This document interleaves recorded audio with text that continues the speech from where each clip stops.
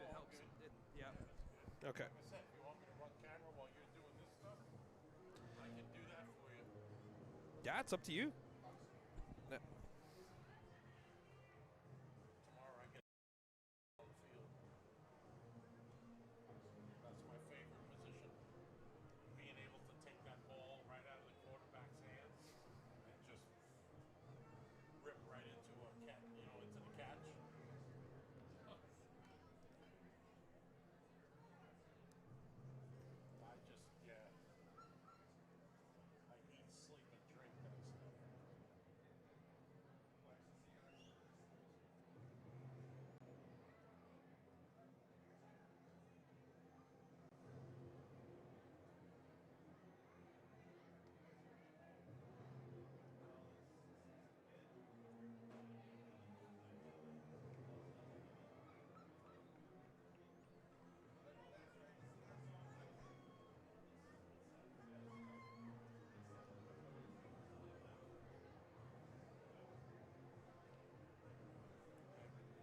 Getting a remote on there would be a game changer.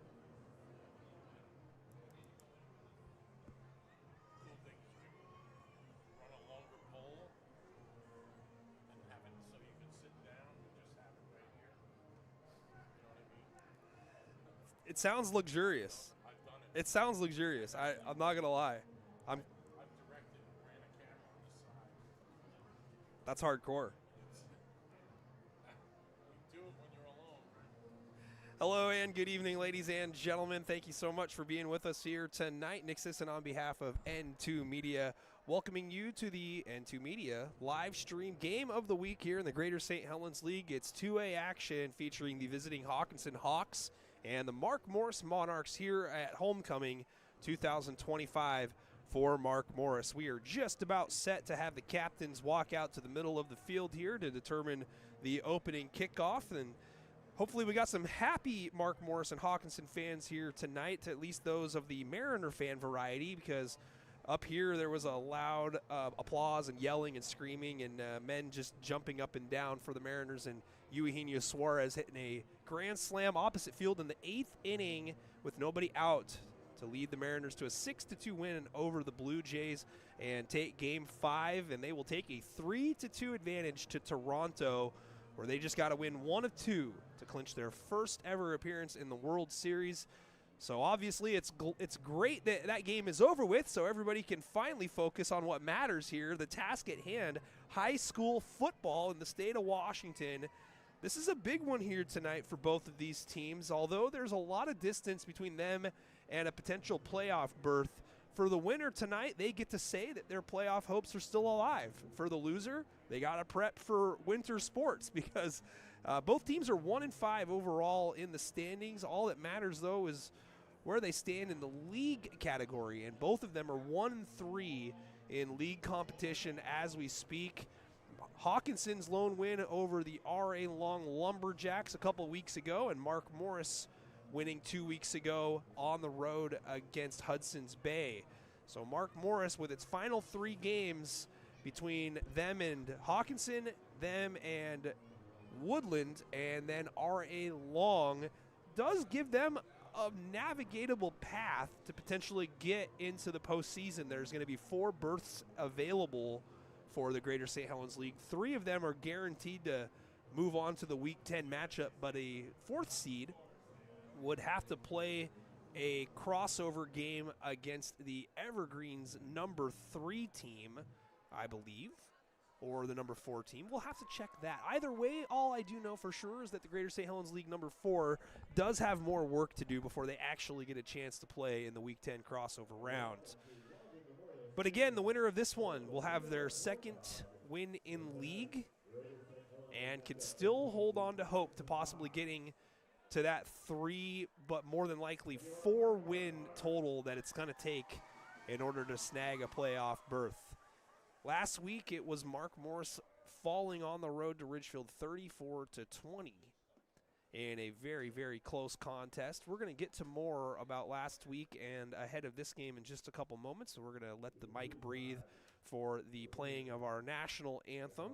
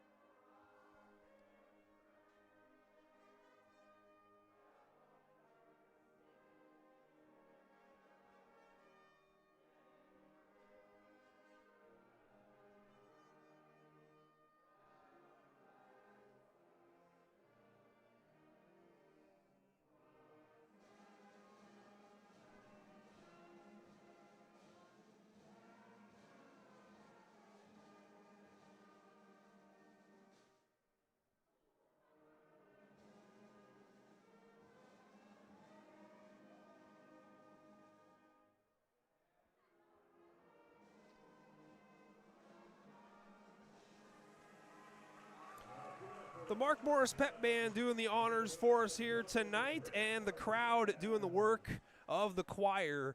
Nicely done for the national anthem, as we've got Mark Morris and Hockinson on deck.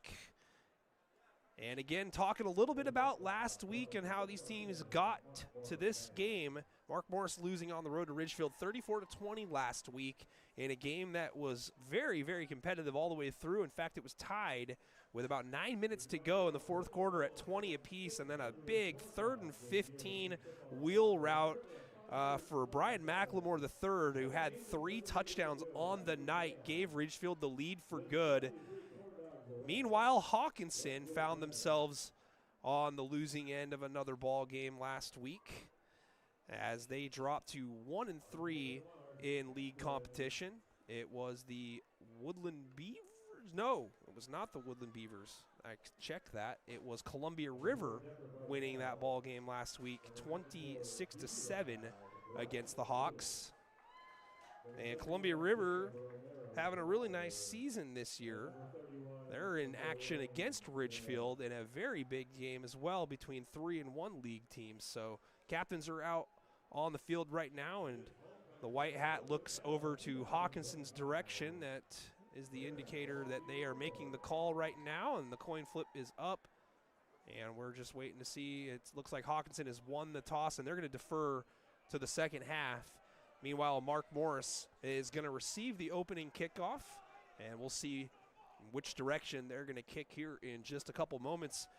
Fans got a chance to link up with Bobby Pilata from Bobby P Media down in Vancouver. Does a lot of work with ESPN and MSNBC, or not MSNBC, just NBC Peacock, but in charge of a lot of different productions. So I'm happy to have Bobby up here over my shoulder. I'm probably going to have him at some point jump in and do some camera work for us and see if we can't present this game a little bit more professionally. That is to say, though, that it's unprofessional right now.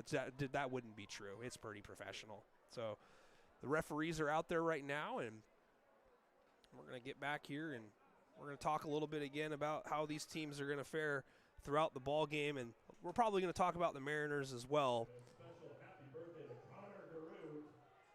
So you're going to have to get used to that right away, folks. The live stream comment section does work. Haley Orr is in it, says, "Let's go Monarchs," in all caps. Again, it is homecoming here tonight at Longview Memorial. Hockinson will be wearing white jerseys with blue piping on the pants and baby blue helmets, the Columbia blue that Mark Morris so often uses. And meanwhile, Mark Morris wearing that Columbia blue for the jerseys and white pants, white helmets. As we are set for action here at Longview Memorial. Kickoff is angled towards the far sideline so badly that it lands out of bounds right around the 30-yard line. And that's where it looks like Mark Morris will start their first possession, 1st and 10.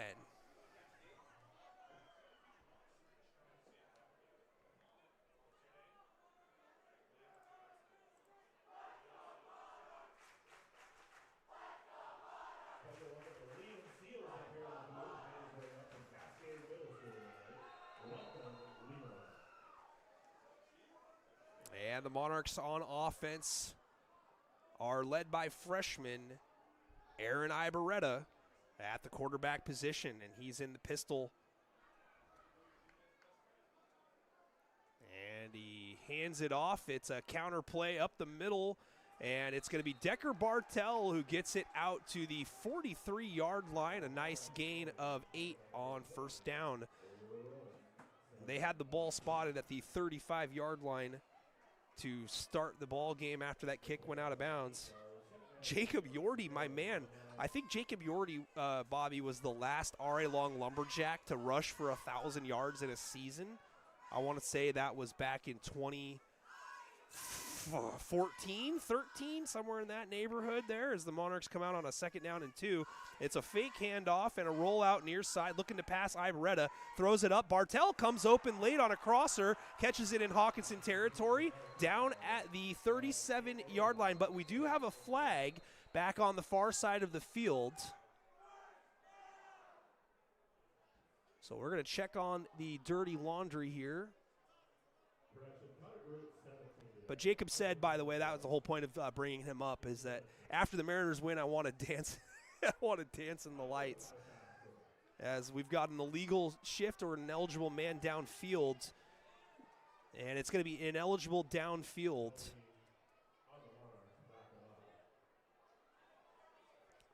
So it'll be a 5-yard penalty, and it'll bring up a second down.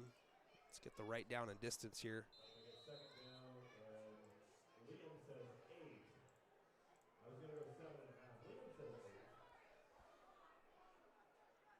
So second down and 7, clock running here, 11:02 to go in the opening quarter. First possession of the ball game. Handoff up the middle, running room. Bartell runs into the back of his own guy.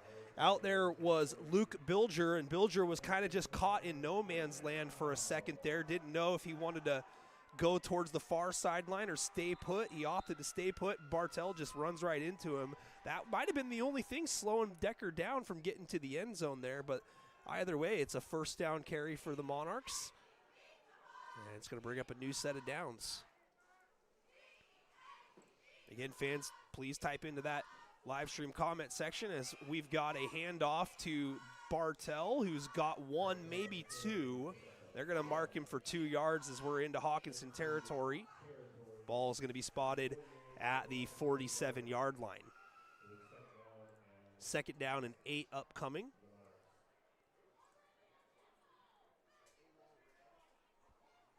Again, fans, thank you so much for being with us here tonight. Be sure to share the live stream link with friends and family.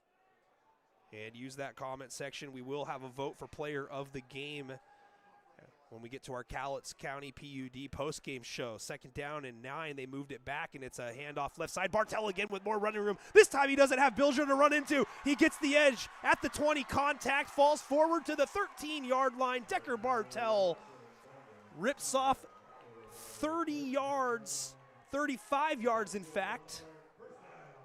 And it's another Mark Morris first down.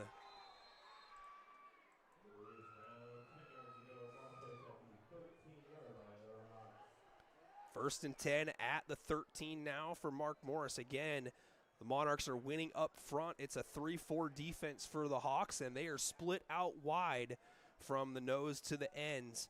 See if those linebackers are going to sink down and try to fill that hole here on this first and 10. And it's a keeper this time. Ibarreta stutter steps in the hole. He's able to wiggle out of a shoestring tackle and dive forward. Looks like they're going to get him down at about the 11, maybe 10.5-yard line. It'll be another short gain here of 2. Set up second down and 8.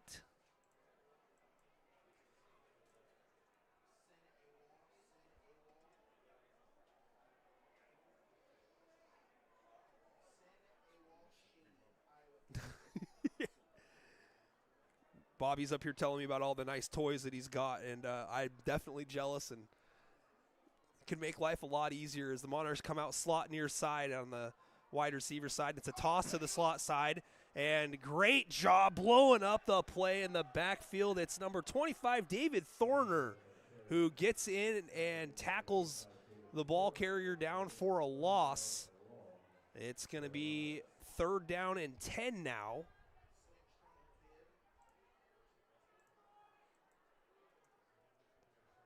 Officially on the stat sheet, Mark Morris, nothing but run plays. They did throw the ball and complete a pass, but it was wiped away to penalty. See if it's a throwing down here for the Monarchs or if they're going to try to run twice. It is the throwing down. Looking to the flat, finding a man out there and catching it, moving it back inside and hit hard near the 5-6 yard line is, I believe, Kevin Hernandez. Nope, excuse me. Waiting for the official number. 5, yeah, that is Kevin Hernandez Ruiz. And we do have a Hawk down on the play, far side. And it's going to be a gain of about 6, maybe 7. And it's going to be fourth down and 4. They still can get a first down at the 4-yard line, but they've got this one marked at about the 8. So they must have said forward progress was stopped immediately on the big hit, but again, we've got a Hawk down right now, so we're going to step aside for a moment, and we'll be back right after this short message. Edward Jones is a proud sponsor of Longview Kelso Athletics streaming on N2 Media. Call financial advisor Ryan Littlefield at 360-916-4650 or visit him at 911 11th Avenue in Longview for all your investment needs. Edward Jones, member SIPC. Welcome back to Longview Memorial Stadium. No score here with 8:06 to go in the opening quarter. And Hockinson has got their injured player up off the turf. It does look like that might have been Lionel Sutton, a 6-foot senior. No official confirmation on that, as we've got it 4th and goal. And it's a pistol formation. It's a handoff and up the middle. It's going to be a short, it looks like, by about a yard as a helmet comes off, and the Hawks are going to stop the Monarchs a yard short, and they'll take over 1st and 10 at their own 5-yard line. So the Hockinson defense holds, and they're going to get their first crack at it on the offensive side of the ball.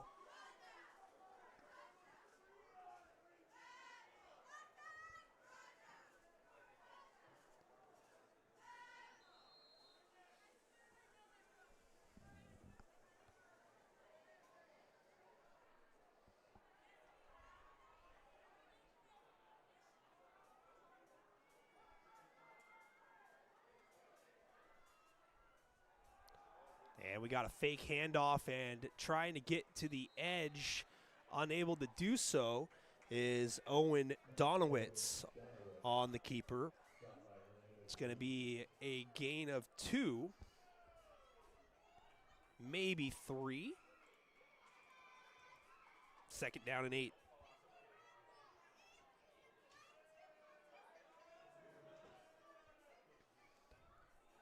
$7:18 to go in the first quarter.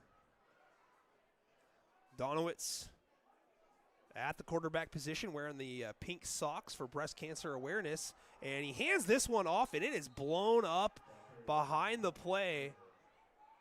Getting in there on the tackle is big number 71, Jacob Romero Trotter, as he suffocates the ball carrier. It's actually going to be a loss of 2, 3rd and 10. Monarchs defense looking to come up with a stop immediately and get the ball back with great field position after failing to score on that opening drive on a 4th down and 4 play to the left side on a dive to Kevin Hernandez-Ruiz. And the Hawks go heavy on the line. They go twins to the far side, and they got a motion off the line. High snap, and it's into the end zone, but they're going to stop the play ahead of time. Hawks catch a break there. It might have been a safety. Instead, it's just going to be a false start, and they're going to go half the distance to the goal. So it'll be 3rd and 12 and a half.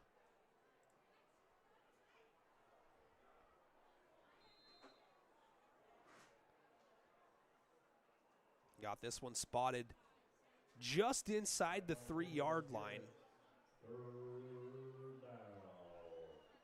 Donowitz has Jack Robinson to his left, and it's a handoff. Robinson with some running room. There is a flag on the play, and it's going to be close to the marker, but about a yard short, maybe 2 yards short of the line to gain for the first. But let's check on this penalty here that's in the backfield near the area of where you might see a hold.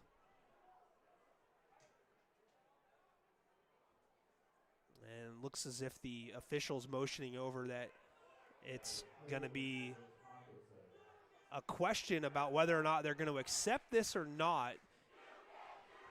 One of the other stories of the ball game here that we've yet to mention is that this is going to be a different Coach Peck on the sideline here. The official coming over to talk to head coach Larry Peck, as he is going to be interim for tonight, as Coach Mike Peck not available. So he's probably watching at home, and it is going to be a declined penalty. So the spot must have been short by about a yard, and it is. It's going to bring up 4th down and 1. Decision time for Hockinson here early on whether or not you're going to go for it. But Coach Larry Peck decides to decline this option to keep them backed up And Hockinson looks as if they're in go-for-it formation. I mean, you're 1-5 and 1-3. Got to win some games and got to win some short yardage battles. Let's see if they try to draw the Monarchs off sides with a hard count. But here we go, 4th and 1 early. And it's on the turf, and it's dived on, and it's going to be Mark Morris' ball regardless of where it's covered. But that 4th and 1 gamble does not pay off. Mark Morris comes up with the big stop, and they've got the ball back. 1st and 10 in the red zone. They got the ball spotted at the Hockinson 18-yard line.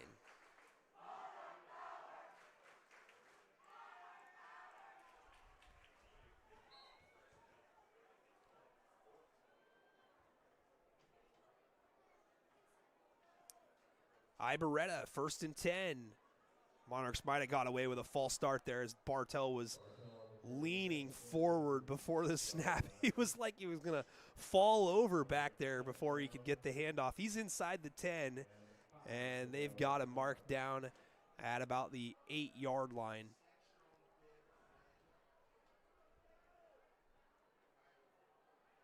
It'll be 2nd down and 5, as they gave Bartel 5 on that play. Slot to the top. Pressure coming from the near side edge, rolling far side. Ibarretta throws back across his body, incomplete, in the neighborhood of Luke Bilger, but a great pressure package drawn up there by the Hawks defense. Peyton Thompson was pursuing here along the backside of the play, coming off that near edge. It's going to be another 3rd down and short situation here for Mark Morris, 3rd and 5. I won't call that 3rd and short. How about 3rd and medium?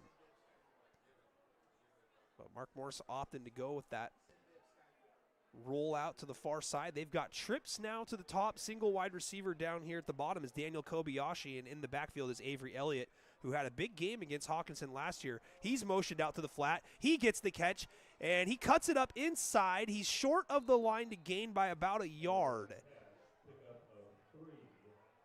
It'll be 4th and short here for the Monarchs. They're going to mark him 2 yards shy, so it'll be 4th down and 2 after Elliott catches that ball out of the flat.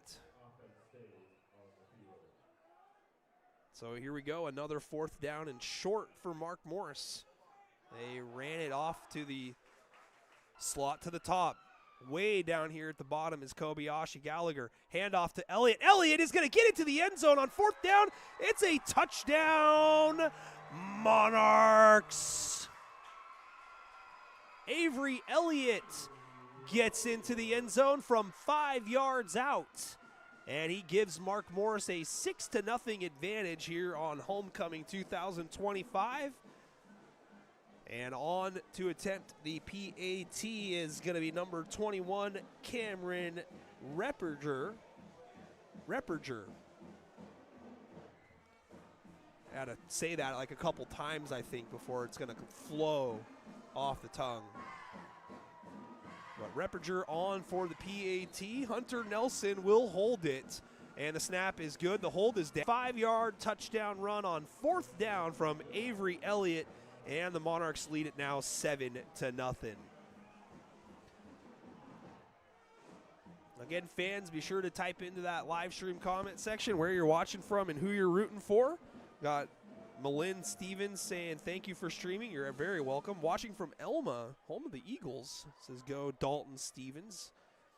Jacob with some good feedback. He said might have wanted to accept that penalty, referring to the declined holding penalty that went against Hockinson ahead of their 4th down and 1. But hey, you know, it worked out okay for Mark Morris in that scenario, as they ended up getting the ball in great field position after a fumble on that 4th one attempt by the Hawks.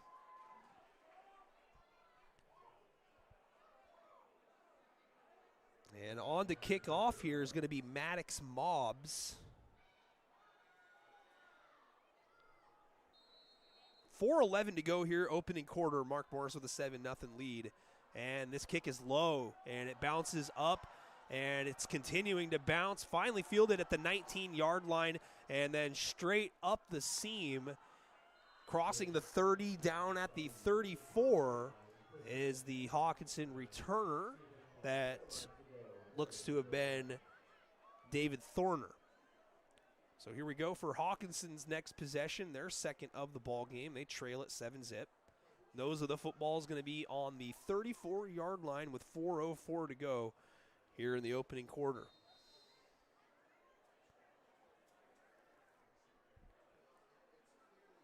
Seven nothing. And let's see what the Hawks can do here. They can put up points as Owen Donowitz fakes that handoff, and he's got some speed, tries to cut it up inside around the defensive end there, but Brendan Brown stays home and makes the tackle. It is a gain of about 3 or 4 here for Hockinson.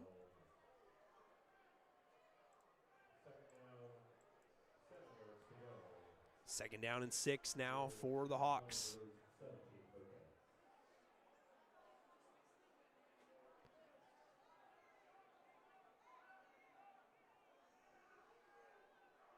And it's a handoff coming near side, and whoa, we got a tackle. Looked like a horse collar, face mask, I don't know, all of the above. But we're going to check on the laundry here. That flag was thrown right at where the tackle was made, unless they saw something before that. That snap was taken by Lionel Sutton, by the way, for it's a hold against Hockinson here. So, it must have said that the tackle was clean there. So it's a 10-yard penalty, and they're going to move him back here. It's going to be second down and 16 now. 3:25 to go here in the first quarter. Ball's going to be spotted at the 28-yard line. That was Jacob Romero Trotter, by the way, who came up with that tackle.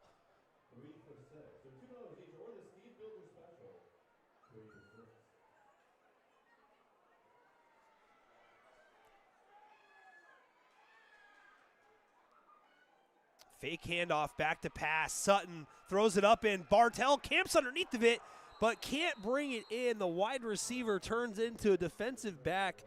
That pass was intended for Rowan Matson. And Matson at least went up and bothered Bartell, who was trying to high point an interception there. Great play from Decker, and maybe an ill-advised throw there as it was in double coverage. But nonetheless, Hockinson trying to push the ball down the field when they face a 3rd and 16 now. And again, that was Lionel Sutton at the quarterback position, and he's going to command the ship here for Hockinson on this 3rd and 16 play, as they're heavy on the line with 2 wide receivers, and they send a motion man to the far side and rolling to the far side, looking to get some protection, and now a pump fake and a go. Sutton trying to escape back to the near side, and he's wrapped up and dropped. Getting in there and making a big tackle was Ryak Perner, and he's marked down at the 38-yard line.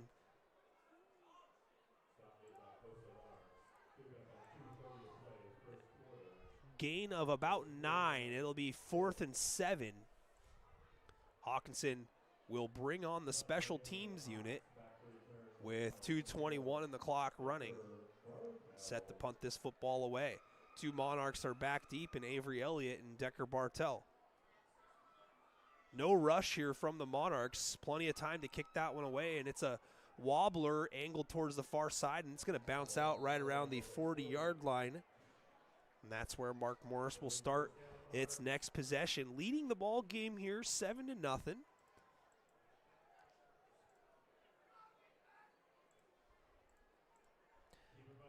Again, fans, special guest here tonight, Bobby Pilata. I'm saying that right, Bobby? All right, Bobby Pilata of Bobby P Media.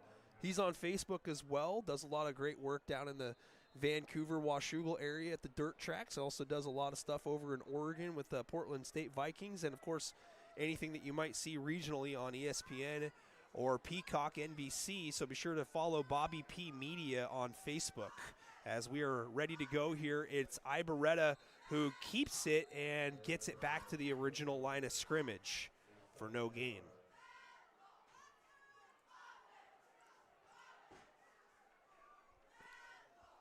Well, Bobby's going to be doing some directing for the Les Schwab Invitational coming up just after Christmas. That is a huge, huge holiday tournament.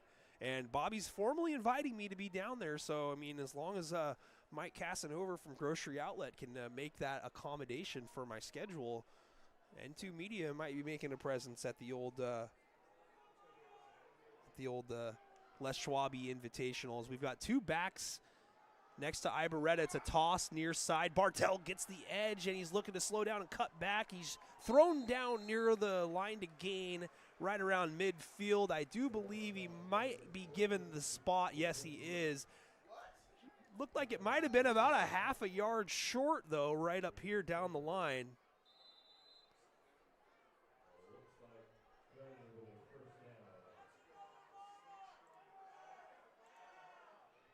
And it's going to be a Monarchs first down.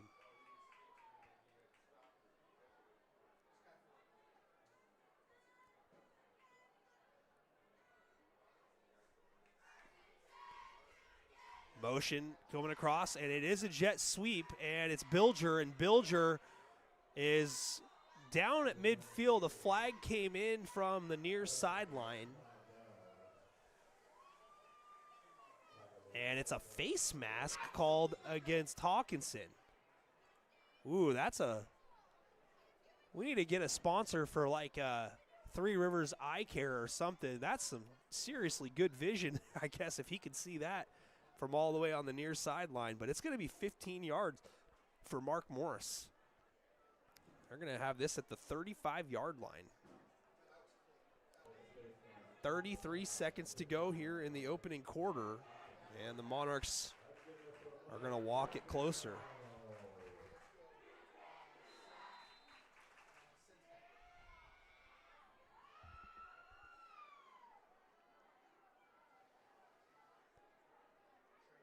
First and 10.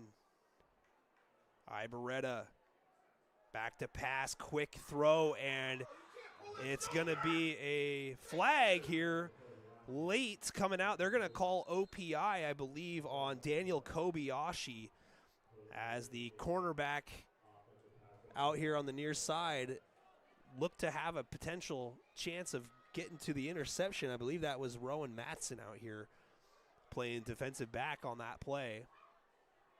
But it's going to be offensive pass interference here on Daniel Kobayashi, and it's going to mark him back, I believe, 10, 15. It's a 15-yard penalty, so it'll be first down and 25 now for the Monarchs. 15 seconds left here.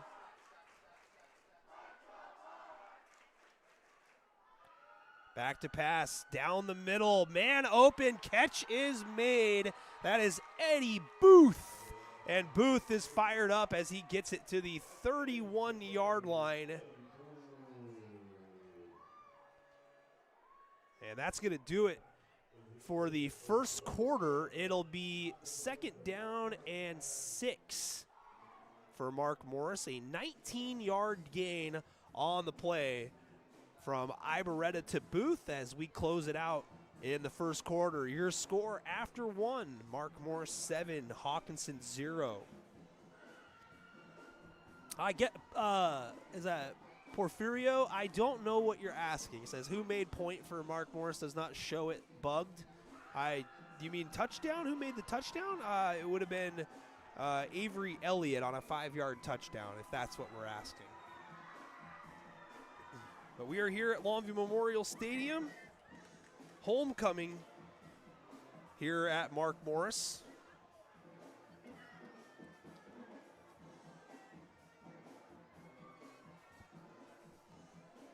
We're going to check some scores around the area throughout the night as well. If you have score updates, feel free to type them into the live stream comment section.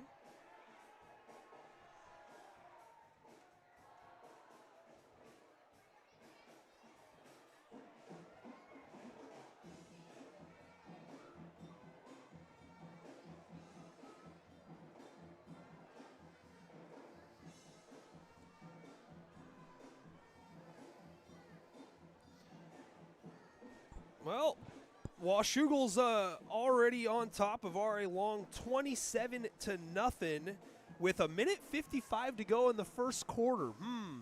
Sources say that that one's going to be over quickly. But the big one is the Columbia River Ridgefield game going on right now. It's 6-0 Columbia River at the end of the first quarter. The Rapids are facing a 4th and 7. That's coming from Micah Rice on Twitter.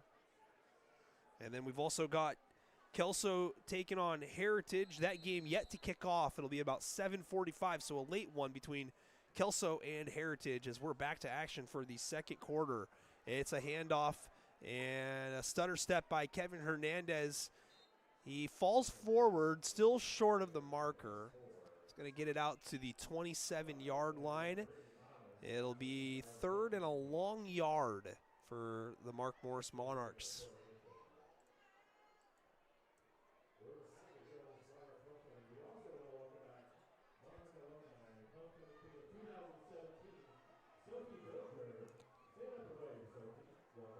Mark Morris has been kind of making their identity more about the run game. Everyone talked about the high-powered passing attack that was going to be installed as we've got a 3rd and 1 handoff that goes up the middle and a flag flies in. This should be a hold against Mark Morris, and they're going to have to redo this. It's going to be 3rd down and 11 now, assuming that Hockinson accepts this. I think that they're going to because it would have been a 1st down for Mark Morris, as the white hat official is going to make the call here.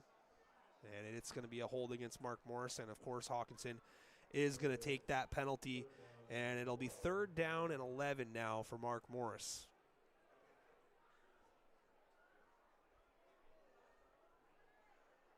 So we'll see if Mark Morris is going to go with the passing attack here or maybe try to run it a couple times.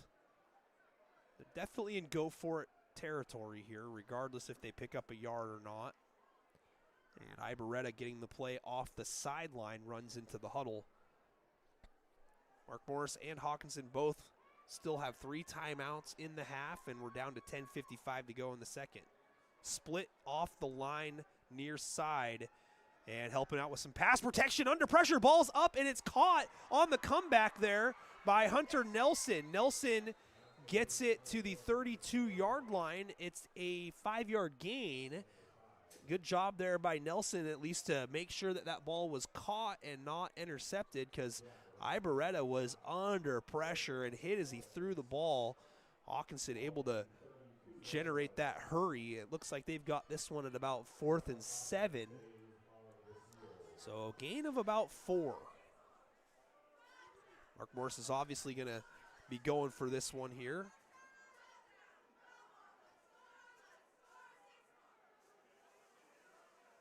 And they got a slot to the top. Decker Bartel at the bottom. Looks to be one-on-one, but the safety might be shading. Back to pass. Ibarreta looking down the middle. And he comes back across the middle, and Elliott gets the 1st down, and he is pushed out of bounds at the 21-yard line. It's a gain of 11 for Mark Morris. Good job there by the freshman Ibarreta to just hang in the pocket and allow Elliott to come available on the crosser. It'll be 1st and 10 Monarchs. 9:39 to go, second quarter.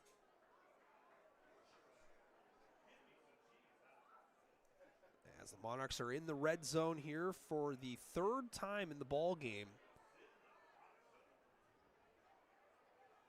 And again, Bartel down here at the bottom, 2 backs out of the pistol. And it's a fake handoff, rolling, looking toward the corner, and it's a jump pass nearly intercepted, but a great job defending it by David Thorner on the defensive side of the ball. Number 25, as you see there, dapping it up with his teammates. Big play there to sniff out that play action, rolling to the near side.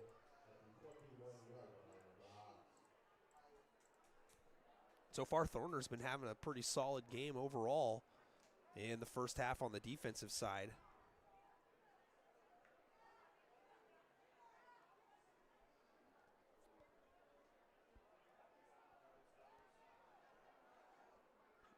Slot near side, 3 wide receivers, single back in the pistol. Ibaretta hands it off up the middle. Bartel jump cuts outside, gets a block, gets outside, and he gets into the end zone. It's another touchdown, Monarchs. It's a 21-yard scamper for Decker Bartel, his first touchdown of the ball game, as Mark Morris moves ahead by 2 scores now, 13-0, PAT pending. But Decker Bartel knows that he had to do some work here tonight.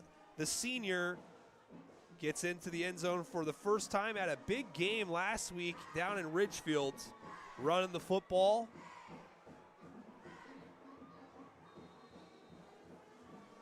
$13-0 after the 21-yard touchdown, and the snap is aborted, and now Nelson rolls with it and throws it into the ground.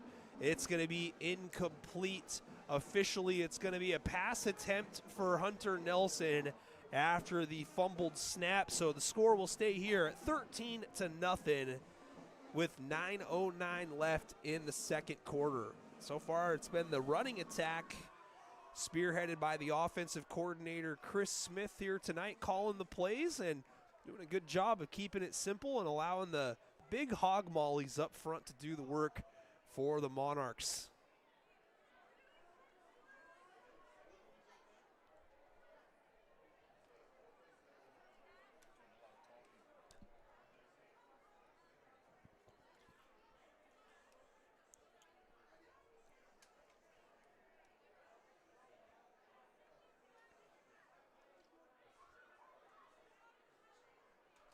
What a beautiful night it is here at Longview Memorial Stadium, folks.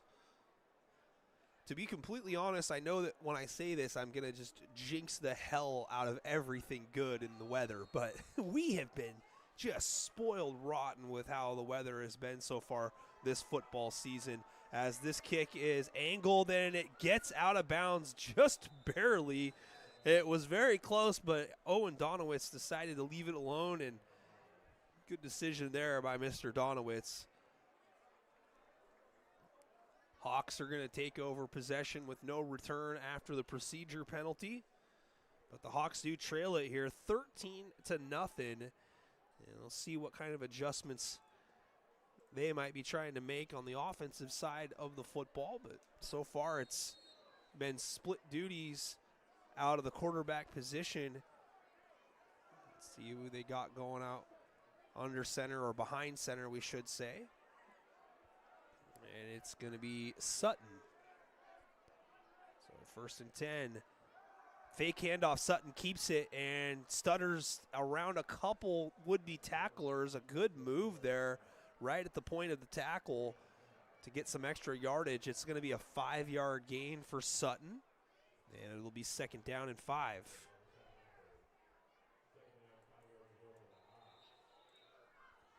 And we got a player down on one knee. That is Jacob Romero-Trotter, and the training staff for Mark Morris is going to head out there to check on him with 8:48 to go. And he's up quickly. Looks like he's clutching that left forearm wrist area. So hopefully he's going to be okay and able to re-enter the ball game as he gets a tap on the helmet from interim head coach Larry Peck here tonight.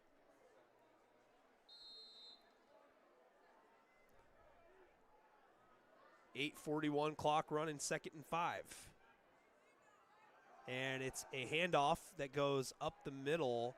Good job defensively there by Mark Morris. It is a short gain for Jack Robinson, and it'll bring up 3rd down and 3.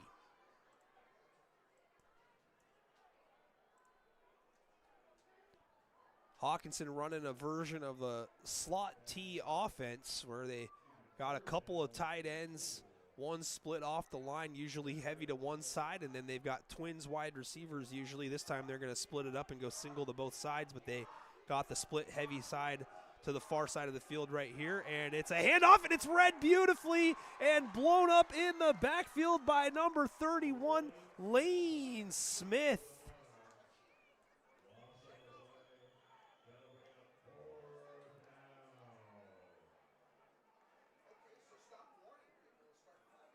What a play there by Smith to read that. And it's going to bring up 4th down and 7. Hawks are going to punt the football here, trailing it 13-0 on the heels of a great defensive play by Lane Smith, the senior, 5'11", 170-pound linebacker. And this punt is angled towards the near side, and it's a good one. It's going to stay in the field to play. Elliott looked at it, thought about picking it up, and this one rolls and touches down at the 11-yard line. That is a phenomenal punt. That one was at the 38-yard line, so that's 39 plus 12. That's a 51-yard punt there. You don't see that very often in high school where you got punts over 50, but that's one of the better ones I've seen so far this season. Him and Zayden Hoover of Kelso doing a great job kicking the football away. Mark Boris football leading it 13-0. They've got 89 yards between them and another touchdown where they just capped off that previous 2 drives. Rushing touchdowns by Avery Elliott from 5 yards and Decker Bartel from 21 yards as Ibarreta keeps it, and he's going to run it out towards the near side. Shakes off a tackle, and the ball's on the ground. And it is recovered by Hockinson. Coming away with the fumble is number 2, Samuel Pryor. The 6'1 junior jumps on the football to give the Hawks some life here with 7:04 to go in the second quarter, trailing at 13-0, and they're going to get right back to work on offense.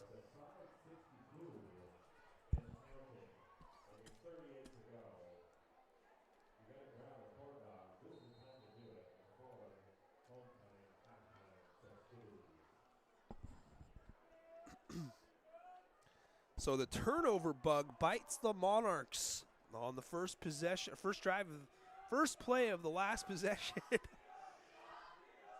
Hockinson has it, and it's a keeper by Sutton, and Sutton keeps the pile pushing. This one's on the ground, and it's dove on, and I think the Hawks just got on it at the last second. The ball's going to be marked at the 10, and it has been recovered by the Hawks. So back-to-back plays on the carpet. After all of that, it's going to be a gain of 7, 2nd down and 3.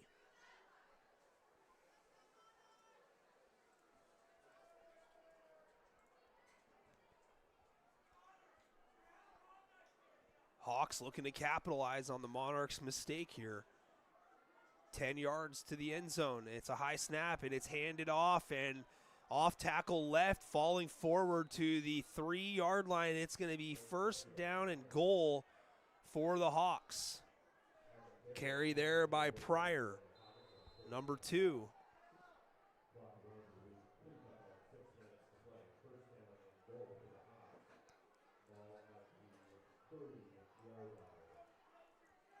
First and goal, Hockinson at the 3.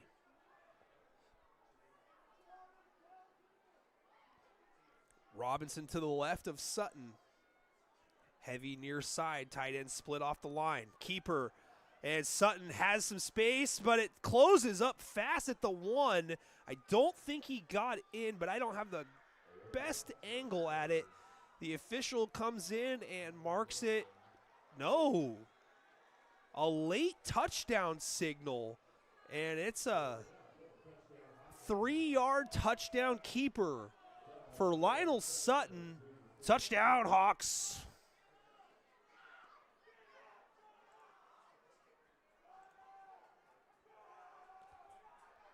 So Hockinson back in it with 5:46 to go. They do receive the second half kickoff. Still a lot of time to go here in the first half. It's going to be Owen Donowitz on for the PAT, and the hold from Jack Robinson is down, and the kick is up, and Donowitz sends it through. It's 13-7.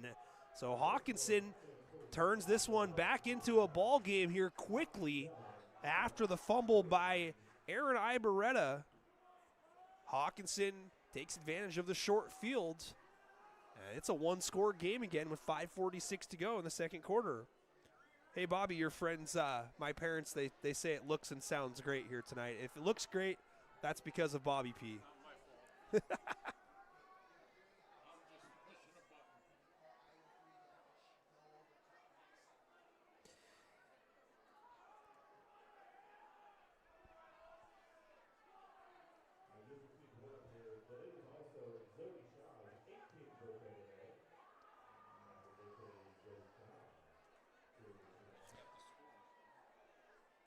Jacob's got an interesting question. Can you advance the ball with a fumble? That's where they marked it at, was the advanced spot. I couldn't say for sure if I know the rule or not. I do believe you can in high school. I think it's just dependent upon which league you're talking. College, NFL, high school, they've all got different guidelines. This falls under the NFHS guidelines. We got a pooch onside here, and it's beautifully executed, but it is picked up, and I do think that the runner gave himself up and took a knee, and that's where they got it spotted, is the 26-yard line. Mark Morris does maintain possession here.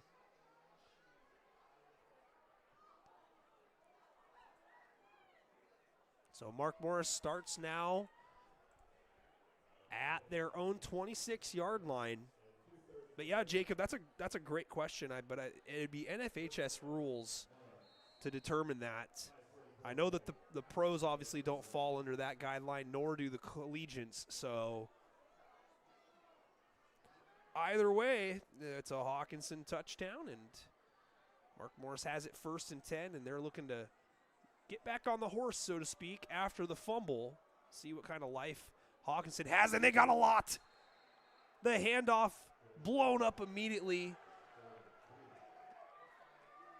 Number 43 on the tackle. That is a number that does not have a name on the roster, unfortunately. So if you're a Hockinson Hawk fan at home and you know who wears number 43, type his name into the live stream comment section so I can give him his props. What a great play. It's a loss of 3, maybe 4. 2nd down and 14, we're going to call it.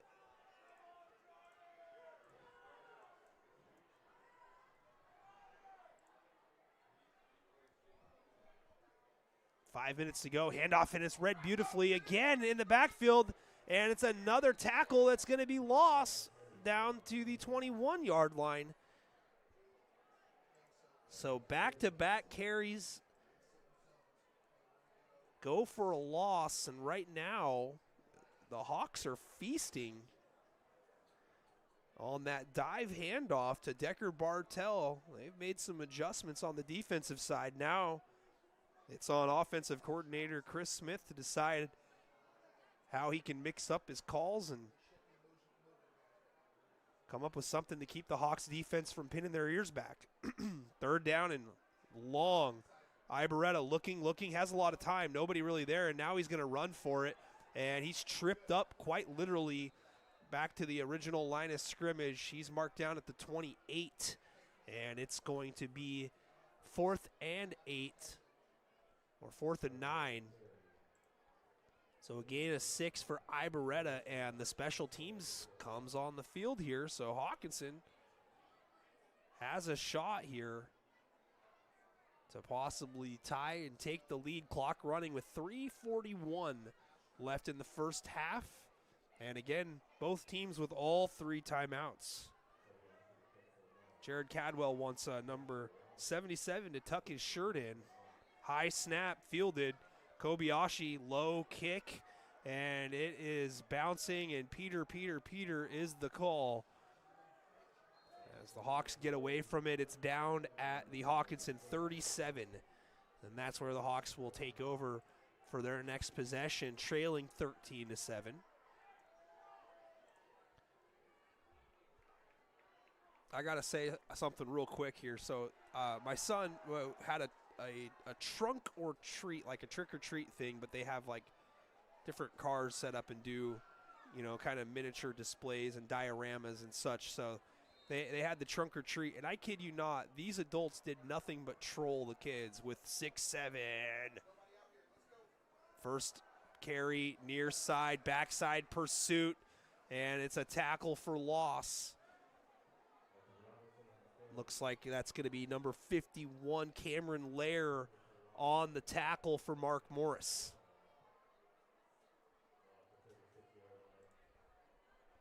It'll be a loss of a yard. Second down and 11. Hockinson in no hurry here at the moment with 2:49 clock running, and now they do hurry it up a little bit to the line and get set. And it's a fake handoff, keeper going far side, and Sutton stutter steps and tries to get outside. Another great tackle being made, this time by Daniel Kobayashi Gallagher. Short gain on the play of about 2 will bring up 3rd and 9. And again, with the timeout situation here, 2:21 clock running. Mark Morris can burn one here if they get a stop and have plenty of time to go down the field and possibly add to their lead. 13-7. Yeah, the goalpost.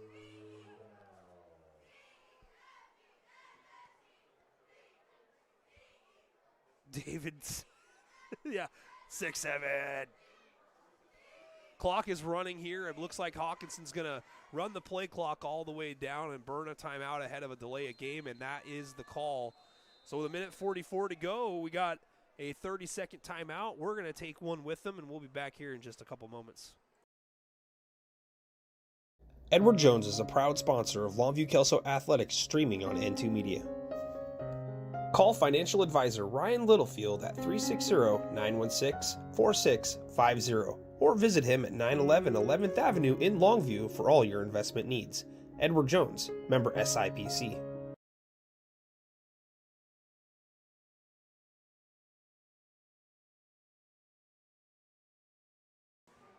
Welcome back, ladies and gentlemen, here at Longview Memorial Stadium. It's homecoming 2025 for the Monarchs, as there will be halftime festivities. Timeout on the field, a 3rd and 9 upcoming on Hawkinson's 38-yard line with 1:44 to go in front of halftime. And the Hawks are going to look to extend the opportunity to score some points with this 3rd down and 9 upcoming. And, of course, Mark Morris looking to do the exact opposite and get the ball back and score for themselves still with a lot of time. Mark Morris with all 3 of its timeouts.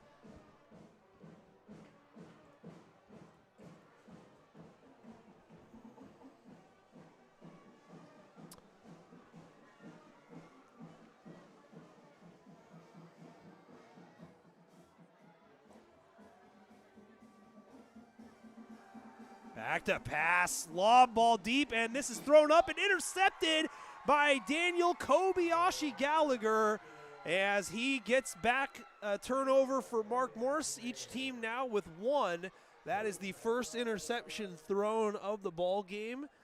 Lionel Sutton throwing it up, hoping for a receiver to make a play. That's a design, though, so nobody should be putting that one on Sutton himself. That's a decision that the coaches and offensive coordinators are going to make to say, hey, you know what, we're going to throw this one up. If it gets intercepted, it gets intercepted. It's just like a punt. And no return there. So with 1:37 to go, Mark Morris goes to work. They've got the ball on their own 33-yard line.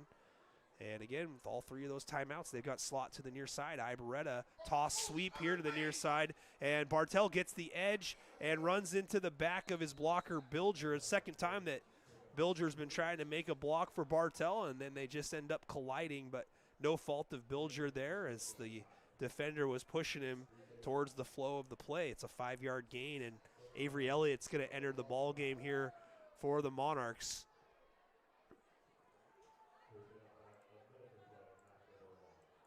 Second down and 5 now for Mark Morris. Clock continuing to run down to 1:02. So sooner or later, Monarchs are going to have to make a decision probably after this play to see how fast they really want to go, or if they just want to try to get into the locker room with the lead for sure. Ibaretta is back to pass, throws it outside, dangerous, and it's nearly intercepted.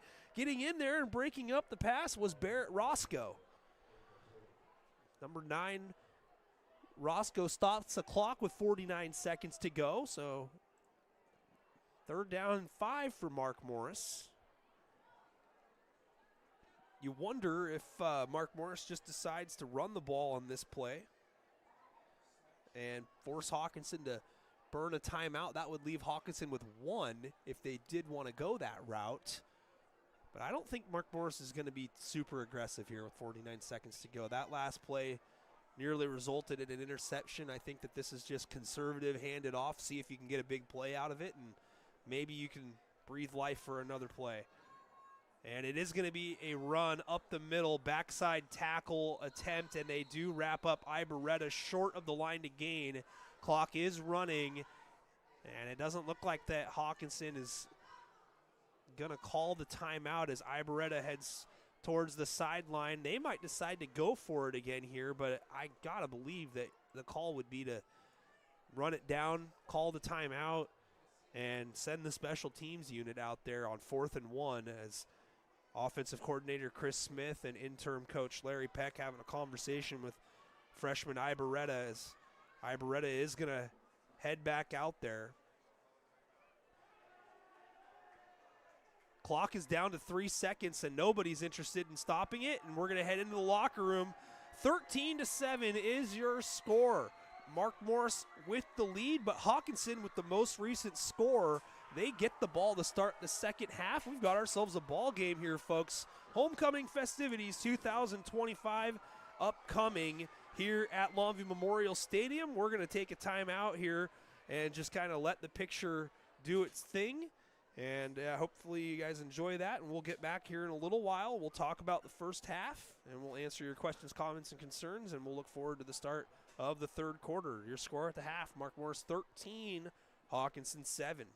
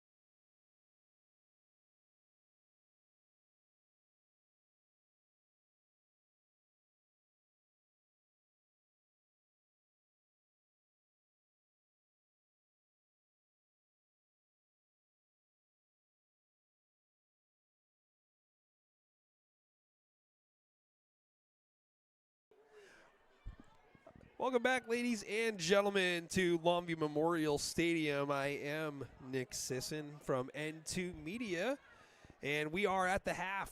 Mark Morris leading Hockinson 13-7, and we just finished up observing the homecoming festivities. Apologies to those at home that were hoping to watch that, and I do normally stream every single one of these, but for whatever reason, my mount plate for my camera to my tripod is not secured, and was not confident that I was going to be able to angle that camera all the way down on top of the festivities without it potentially falling and landing on somebody. So just trying to make sure I avoided a potential catastrophe. I was able to hold it and secure it down for at least a little while to show you the homecoming king and queen poses, and I have gotten confirmation that the homecoming king and queen winners were Zeppelin Edgel and Abby Bailey. So congratulations to them. Sorry for those that might have missed it. I guarantee a lot of people that you know who might be related to those kids and those others who were on the court probably have some cell phone video and photos that are going to be circulating on Facebook and or Instagram here in the very, very near future. So again, if those names mean anything to you, Zeppelin Edgel and Abigail Bailey, you should be very proud because they won homecoming king and queen, and Mark Morris kicks it off here from left to right to start the second half. They built this lead behind a couple of rushing touchdowns, one from Avery Elliott and one from Decker Bartel, but a touchdown run by Lionel Sutton was the most recent score for Hockinson as they grab the ball at the 25-yard line, and it is Mr. Sutton, and he finds a little bit of daylight, stutters at the 45, steps out of bounds there. Hawks will have good field position to start their first possession of the third quarter, trailing it 13-7. Sutton has been the main quarterback option here tonight for the Hawks. Owen Donowitz has also been back there at times. But it's Sutton who will lead the Hawks on their first possession here as they come out with the two wide receivers to the top, heavy on the line near side, and it's a direct snap keeper. Sutton is tackled down low. He falls forward to midfield. Tackle made by Ryak Perner. Gain of 5, second down and 5.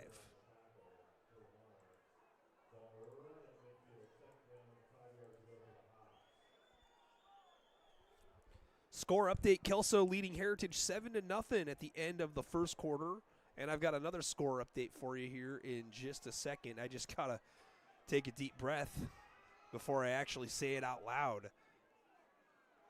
Handoff going to the right side, first down carry and more, crossing the 40-yard line. Down at the Monarchs 39-yard line is the ball carrier. That is Samuel Pryor. And the Hawks building some momentum here quickly. They're working 1st and 10 now, after Pryor picks up 11.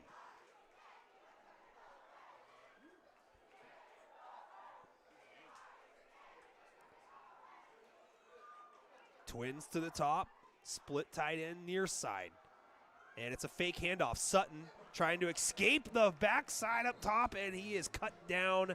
It's number 24, Bradley Lewis, with the tackle for Mark Morris. It's no gain for Hockinson. Second down and 10 after the great pursuit there by Lewis. Lewis working off of the near defensive end spot. That's a big play down the line on a quarterback option keep. And we've got flags here. And it's going to be a neutral zone infraction or offsides on the defense. So it'll be 5 yards for Hockinson here. It'll make it a second down and 5.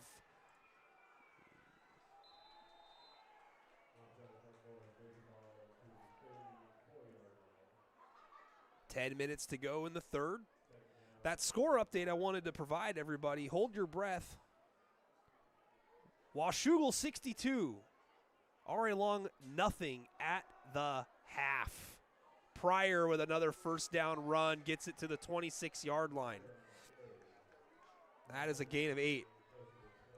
All of a sudden, the Hawks have found something here on the ground with Samuel Pryor. That tackle by Bradley Lewis a couple plays ago looked to set the Monarchs up to potentially come away with a defensive stop, but that penalty gave 5 yards back, and Hockinson with a new set of downs moving closer. Handoff, near side up the middle now, and it's another good run. This time it's Robinson on the carry. Number 5, Jack Robinson, toting that one for 6. Second down and 4. Entering the ball game here is number 1, Skylar Liddy.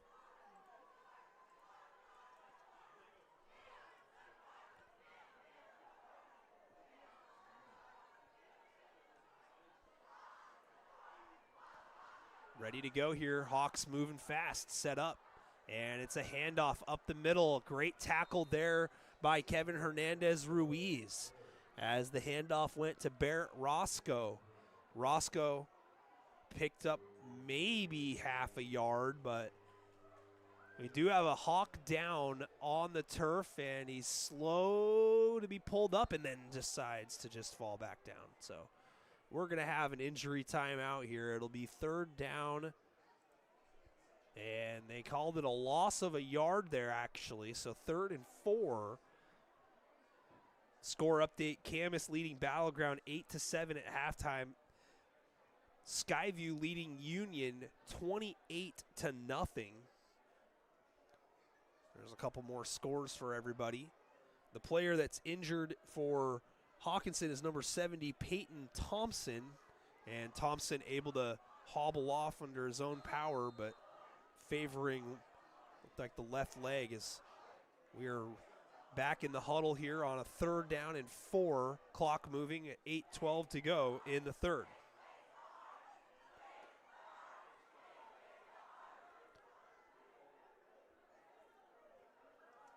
And the backfield runs into one another.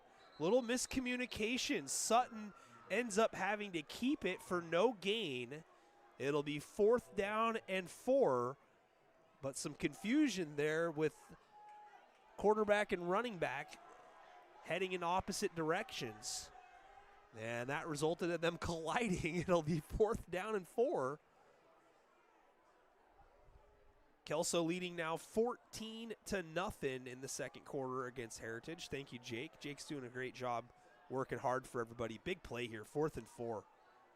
Snap, fake handoff, pass here to the near side, having to come back to it, and then slipping down right near the 20-yard line is going to be the receiver. It was Robinson who made the reception, but he slipped trying to turn it upfield, and he's short of the line to gain. It'll be Mark Morris possession.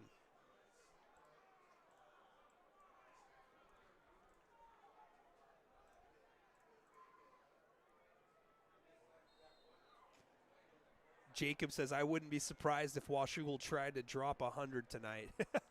I think they already did in the first half. I think they scored about as much as they could.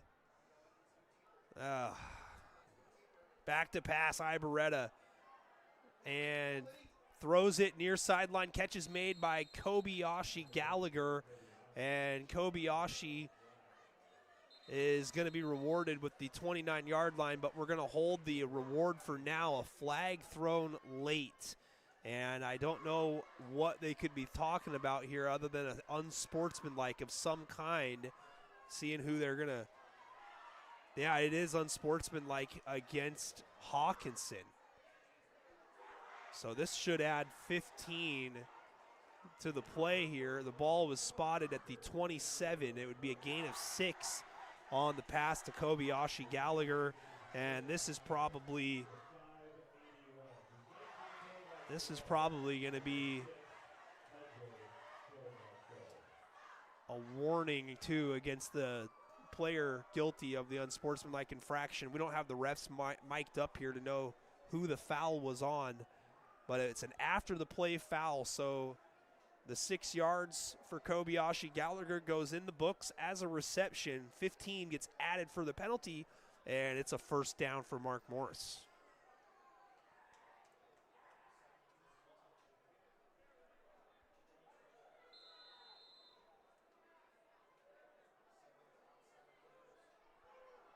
.7:07 to go, third quarter. Mark Morris leading at 13-7. Pressure being shown here, and it's a pitch play. It's on the floor, and it's still loose, and it looks like the Monarchs were able to get on it. It was Eddie Booth running back and saving possession on the option pitch. Ibarreta maybe a little bit late pitching that one, trying to get it to Bartel. Bartel couldn't handle it, and it falls down nearly a huge turnover.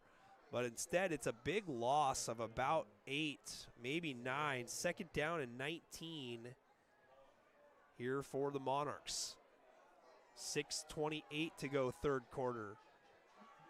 This quarter so far has been flying by. Both teams steady ground attacks. As we've got slot to the near side, it's Luke Bilger in the slot for the Monarchs here on the second down and 19.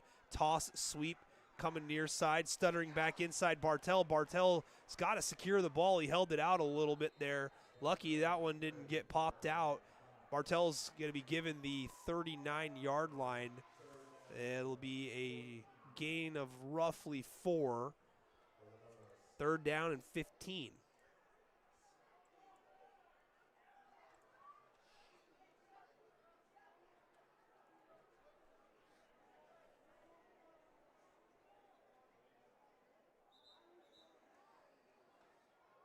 And we've got a timeout, an official's timeout with 5:34 to go.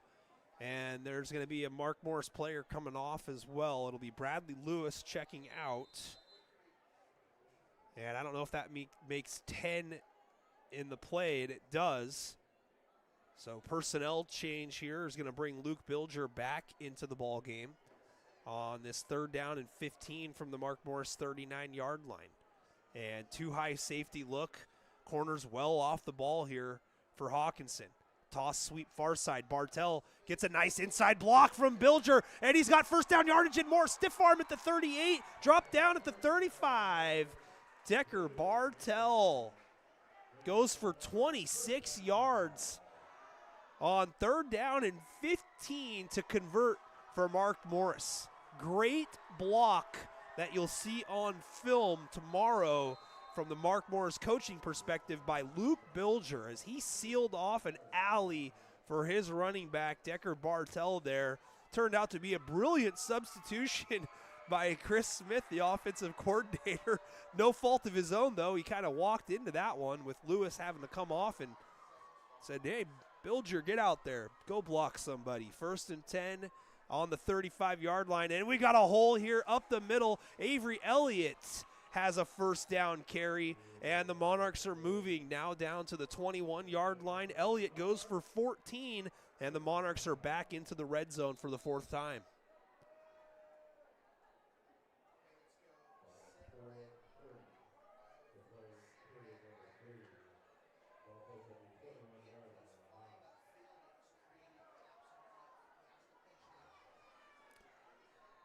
Monarchs slowing it down, huddling up here with 4:17 left in the third quarter. And they're going to stack the wide receivers at the top. Elliott remains in there at tailback. Pressure coming off the near edge. And it's a handoff, and the pressure is going to be good enough to wrap up the ball carrier Elliott in the backfield. Getting in there immediately was number 65. And we got a flag on the play, but Erdalbeck Mylov with that tackle. But the flag in the area of a hold.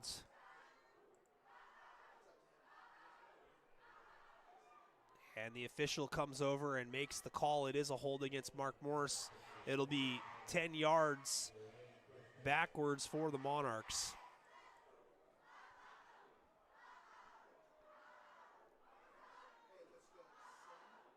Ball will be spotted at the 31-yard line. It'll be first down and 20 now for the Monarchs.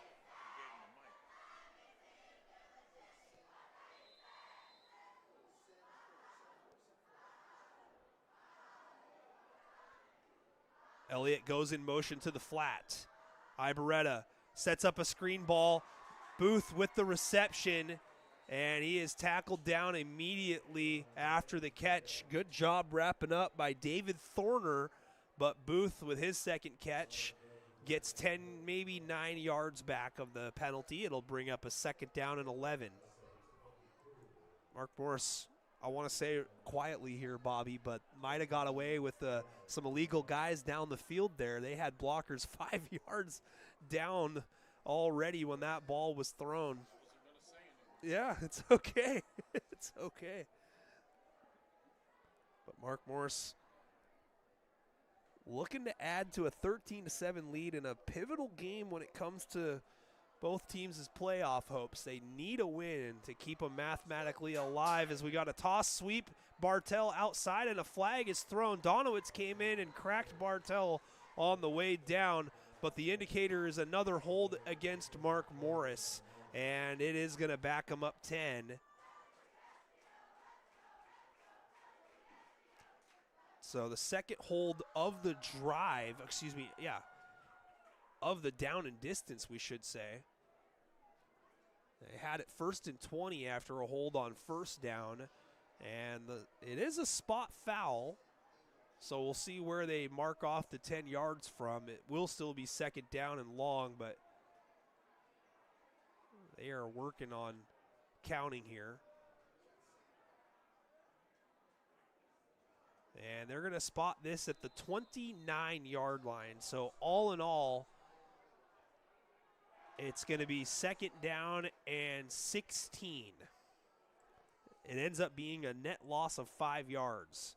Ibarreta back to pass under pressure. Good block by the running back. And a great ball to the outside. Hunter Nelson with the reception. Decker Bartel with a great block in the backfield as Nelson gets it in front of the original line of scrimmage down to the 19-yard line. It's going to be third down and 8 after a gain of 8. That was a great play there overall for Mark Morris. Not much more you can ask for from an 8-yard pass point. You got an out route, ball delivered, under pressure. Running back steps up, takes on a linebacker in the A gap.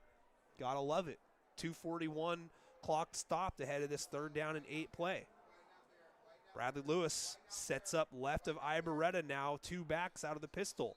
And we've got a whistle and a false start against Mark Morris. So the third penalty on the down and distance that we're currently working on here for Mark Morris. They've lost 15, 20 total yards from where they started the initial down and distance at the 21-yard line. So a lot of work here for a first down potentially, but will it pay off?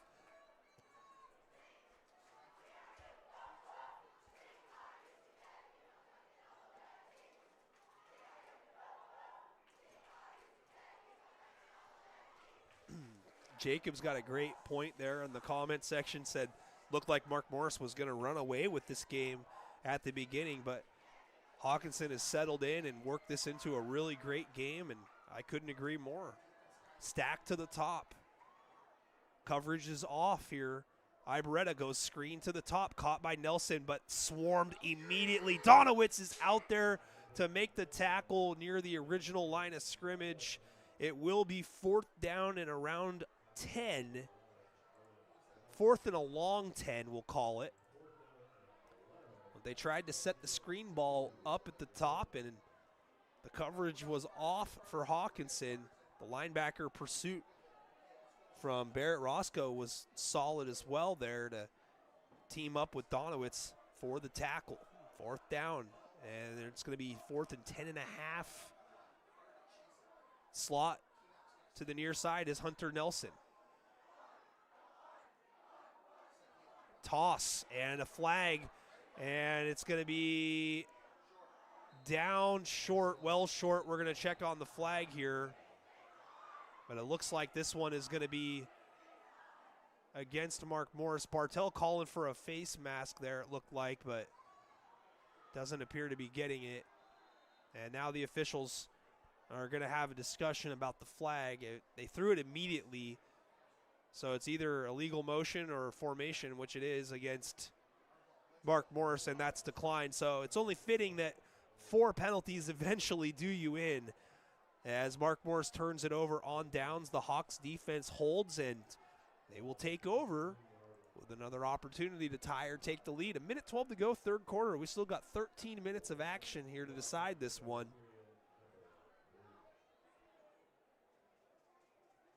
By the way, I heard the Mariners won today, 6-2 against Toronto. No big deal. Just one game away from the World Series for the first time ever. We're not all Yankees fans here, Bobby, so Mets fans, okay, I'm sorry. You know, the Mets had a pretty good year overall, though. I mean, I know they lost it on the last day, but we got a direct snap here to the quarterback, Sutton, and Sutton takes advantage of a few yards available to him, and they're going to give him about 4. It'll be 2nd down and 6. So 4 yards there, and we're under a minute to go in the third. Anybody's ball game. Winner of this one gets to say that next week matters. The loser is going to be prepping for winter sports season. Monarchs showing pressure, and they bring a lot. And it's a handoff pulled out at the last second. And now we've got some space. Far side Sutton. And Sutton is ridden out of bounds finally at the 45-yard line in Mark Morris territory. 28 yards. Great read there by Lionel Sutton. The handoff was going to be blown up for a loss of 3, but he gets the ball and escapes the backside. What a great play there by Lionel Sutton. Johnny says he's a Cubs fan. I would say I'm sorry, Johnny, but, you know, they won a World Series, so I can't apologize for that, you know. It's like I said last night to somebody, I can't remember who, but we're at the end of the third quarter, by the way. I can actually tell this a little bit. But, I mean, I'm a Mariners fan. Nothing can hurt me. I've seen it all, except for World Series. Next room. Yep. Columbia River leads Ridgefield 19-7 in the third quarter. There's a big score update for you here, folks. But here at Longview Memorial Stadium, 13-7, Mark Morris, as we head into the fourth quarter.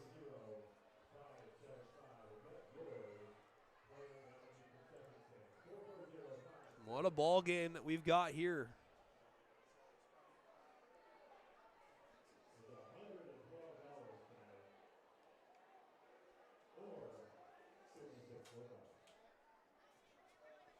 Score update, Woodland leads Hudson's Bay 28-0 in another GSHL contest.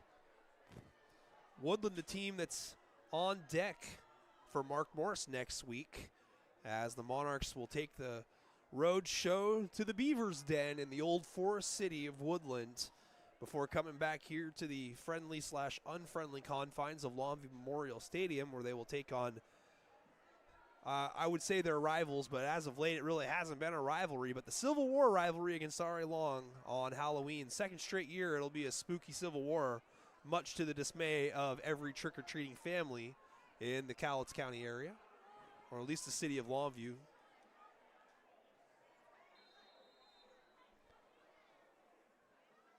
Dude,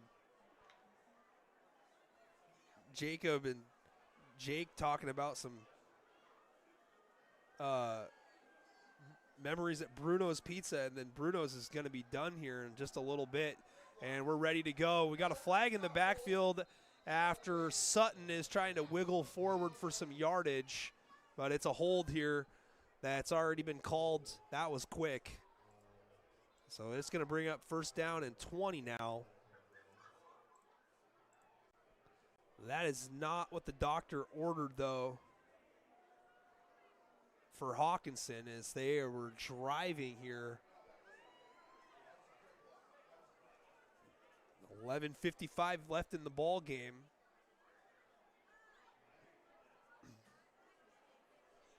But the officials are still talking it over, but the white hat already made the indicator that it was going to be a hold against Hockinson.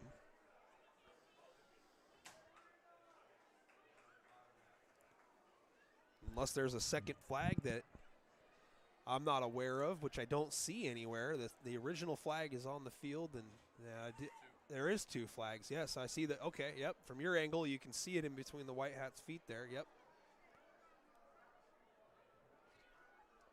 So a second flag is out there.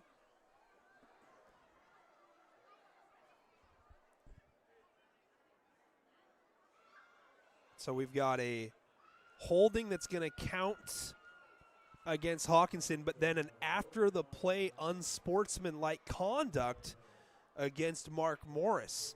So after all of that, it's going to end up being a net gain of 5, and it's going to be first down. I think it should be second down if it's an after-the-play unsportsmanlike. Well, technically the first penalty also counts, so it would be first down. I stand corrected.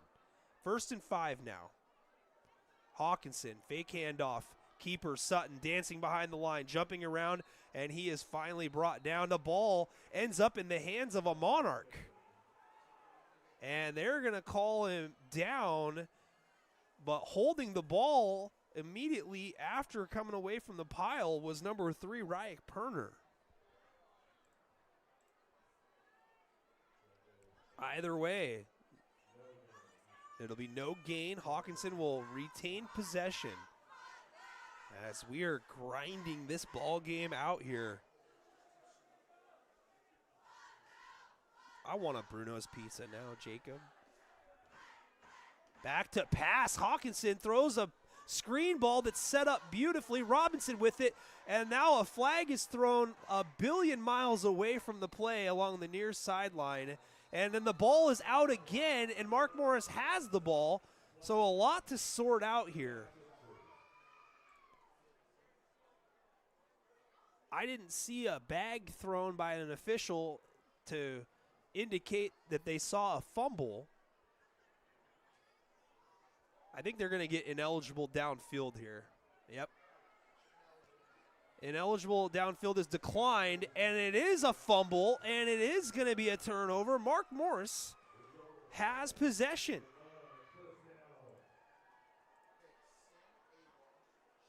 So Mark Morris survives a couple of Hockinson first downs, and then the penalty bug has really been killing both teams here in the second half, Bobby. It's been really the story of the half, is that both teams have been able to move it, but they can't get out of their own way. 10:49 to go here in the ball game. Can't trust anything at this point here. Too high safety look here from the Hawks D, as they've got 4 down linemen, and it's going to be a direct snap, and escaping, trying to get to the backside is Ibarreta. He's got maybe 2. Someone had a hold of his jersey from behind. Over in that neighborhood was Samuel Pryor. They're going to give him 2. It'll be 2nd and 8.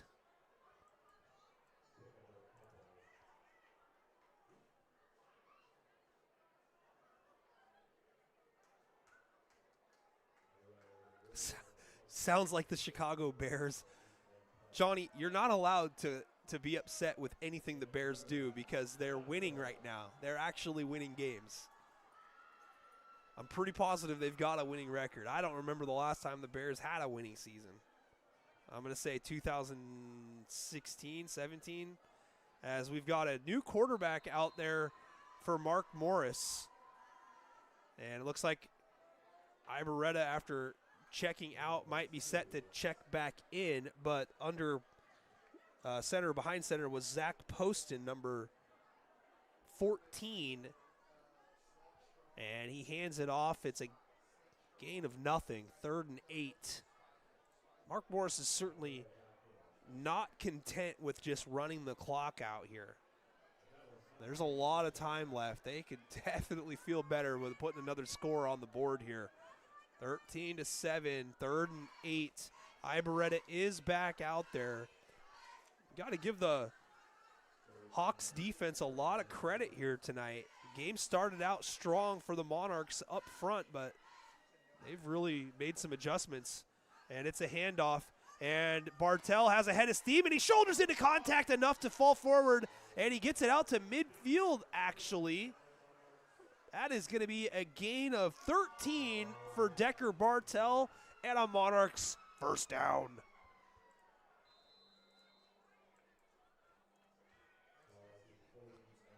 First and 10, 9 minutes left here in the ball game.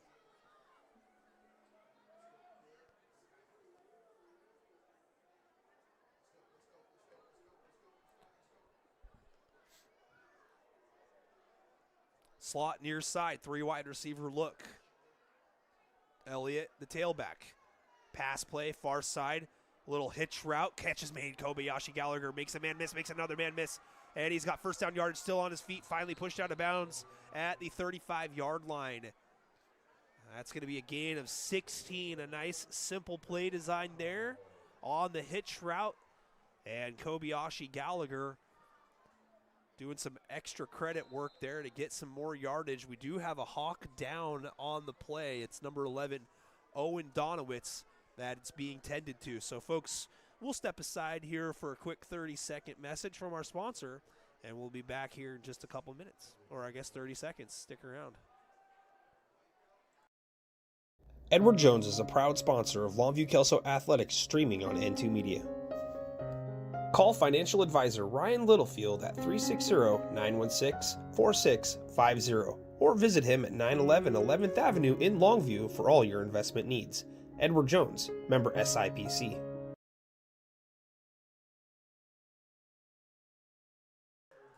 Welcome back, fans, here to Longview Memorial Stadium. Owen Donowitz, the downed player on the previous play, and he is up and on the sideline under his own power. Great to see. 8:30 to go in the ball game. First and 10, Mark Morris. Now Mark Morris is going split tight end off the line near side. They got a wide receiver to both sides. And it's a handoff. Elliott jump cuts in the hole, and he is swung down at the 31-yard line. Nice gain by Elliott, who had a great game against Hockinson last year on the road as a freshman, now a sophomore. Elliott's been not used as heavily as maybe I anticipated that he would be heading into the season, but then again, you don't want to have a guy who's already had some injury trouble from a season ago possibly get put in harm's way more times than he needs to be. He's out there again.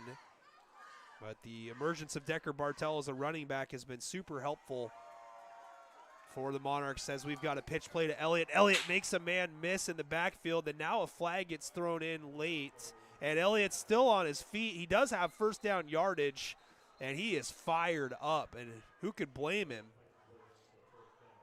We're going to check on the flag, which again came in from the near sideline official.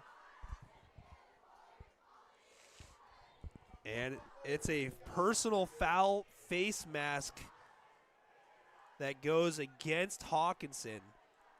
So this is going to be extra from the end of the run where they have it spotted at the 23-yard line. So it'll be half the distance from there. Should set up Mark Morris around the 11-yard line.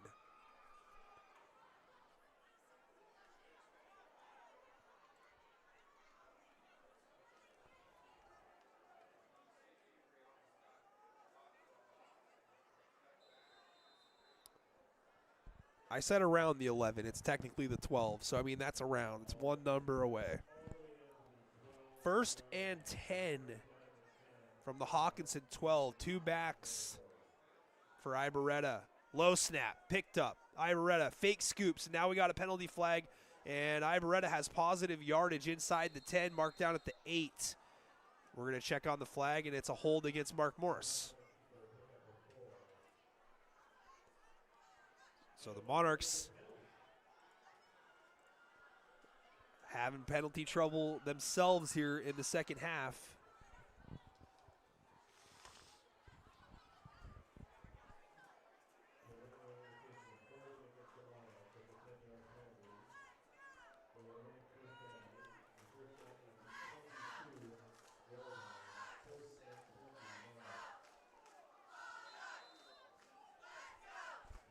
Under 7 to go here at Longview Memorial Stadium. First down and 20 now.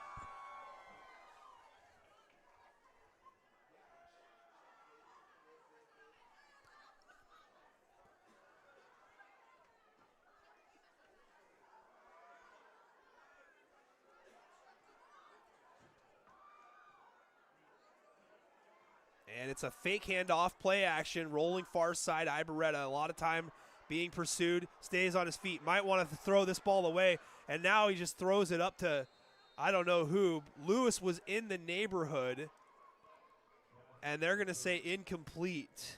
Wow. Wow. Boy.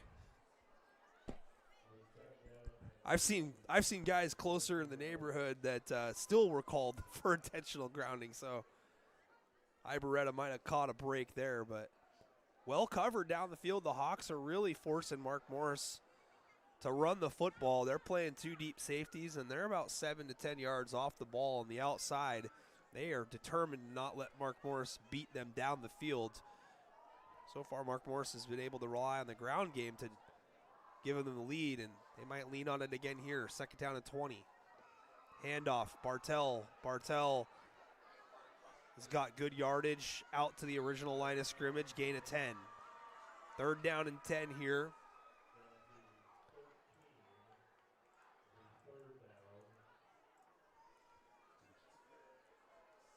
Back to the original line of scrimmage here. Fans will be sticking around here for a little bit after the ball game for the Cowlitz PUD post-game show. Be sure to type in your vote for the Cowlitz PUD player of the ball game here tonight. And we haven't had a lot of action here in the second half. It was 13-7 heading into the third quarter, and that's where we still are with 5:33 left in the ball game. Stack wide receivers here to the near side. And the ball is fumbled into the hands of Bartel, a direct snap, and it's going to somehow work out to be a Mark Morris touchdown. Unbelievable. Decker Bartel picks the ball off the hands of Ibarreta. Just like they drew it up, 19-7 Monarchs.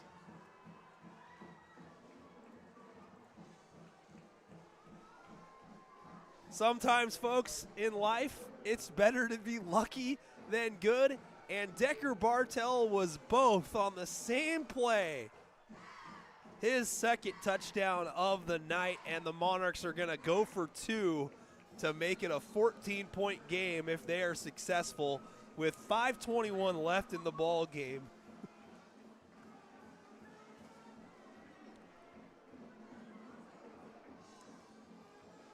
Pistol formation here, slot near side with 3 wide receivers. Ibarreta looking left, and now he's going to run it, and there's a flag on the play.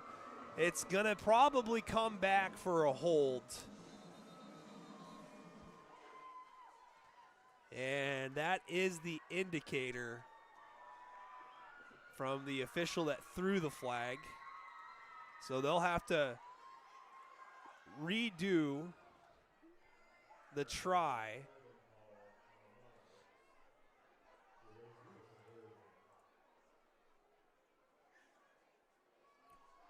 So they back it up 10 yards. It will be a 2-point try now from the 13-yard line.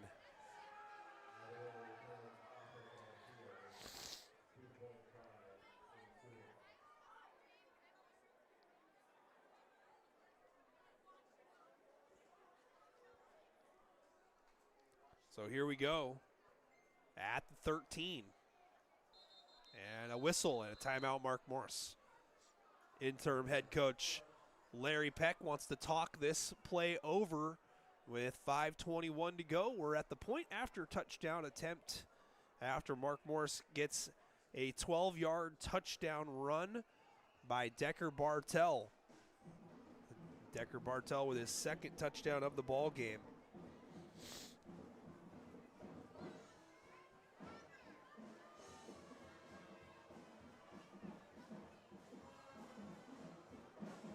Kelso leading Heritage 14-0 at halftime. River leading Ridgefield 19-14 with 2 minutes left in the third. Johnny's already casting his vote for Bartel as player of the game. What's the RA Long score? At least 62-0. That game's got to be over by now.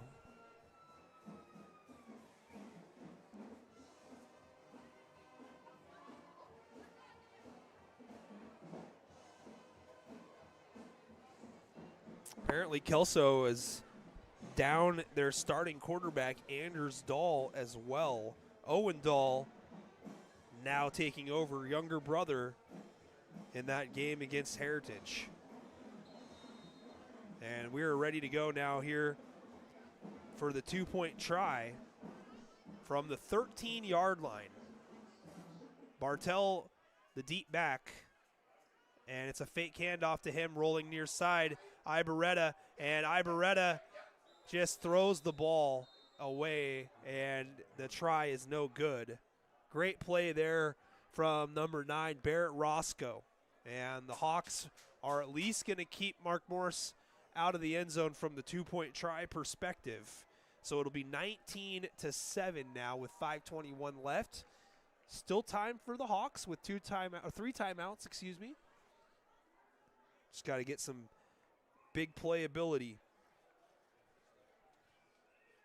There is a score update, though, from the Swamp Cup, which is WF West taking on Centralia. And WF West leads that game 70-0. Yeah. Woodland leads Hudson's Bay 35-0. Montesano and Rochester in a good one, 22-14 in Montesano country. Don't sleep on Rochester. They've got a decent team. I can't imagine that Drew Lawson has tweeted anything for that Washougal RA Long game because, yeah, I just can't imagine.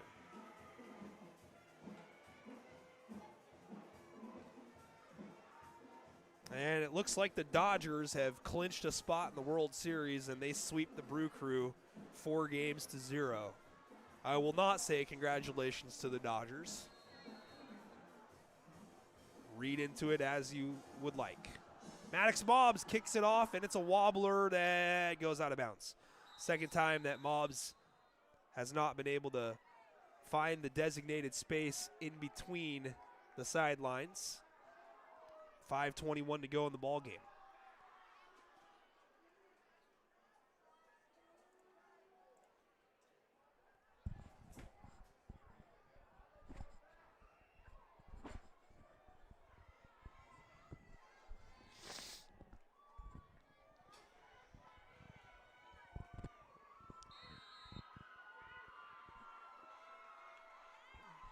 So here we go, 1st and 10 for Hockinson. They go Twins to the top. They're heavy. And we got a timeout here from Mark Morris. Confusion about who was supposed to be in. It looked like the Monarchs only had 10 guys out there. So Mark Morris with one timeout remaining.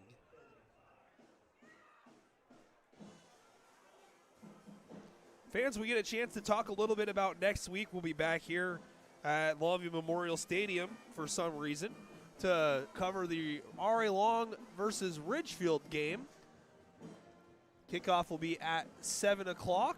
In fact, the next two games will be right back here at Longview Memorial. We got that one, and then the Civil War on the heels of Ridgefield and RA Long. And then it's playoff time. We'll check and see what we've got available for us in the area in terms of playoff games. There's a good chance we might be able to jump over to Kelso High School. They're more than likely going to find themselves in the playoffs. Will they be hosting a home game? I don't know. And then we've also got the possibility for Ridgefield and La Center as well. And maybe even the Woodland Beavers. We're ready to go now here, 1st and 10. Sutton back to pass. Out route. Catch is made. 1st down yardage. Clock will stop here to reset the chains. It's a 1st down, 11-yard pickup. And it's number 20, Rowan Matson, with the reception. And now the clock winds. 5 minutes left in this one. 19-7 Monarchs. Hockinson needs to get 2 touchdowns here in a short amount of time, but can still do it. Blitz up the middle, and a handoff goes to Robinson, and Robinson has 1st down yardage, but we have a flag back at the 45-yard line. We're going to have to check on that. It's a hold against Hockinson.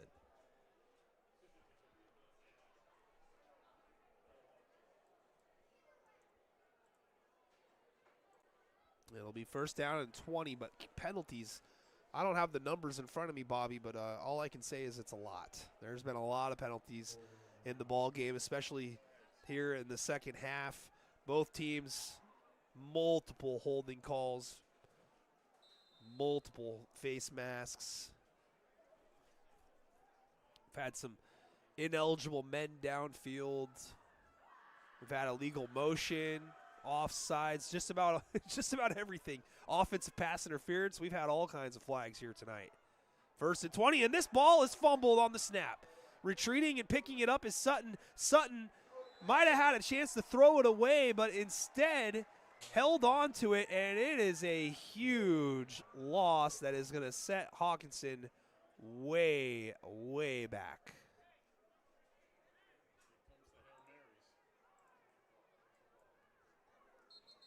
And they're going to stop the clock here. This ball is going to be spotted at the 14-yard line. It'll be a Hockinson timeout. But just to give you some perspective, they need to gain the 46-yard line of Mark Morris here. So this one looks to be, I'm going to do some math here. I'm not super good at that, but it looks like the scoreboard has done it for me. 2nd down and 46 upcoming. Oh, man, that is a lot.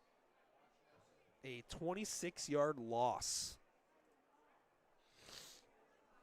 There's 4 minutes and 4 seconds remaining here in the ball game.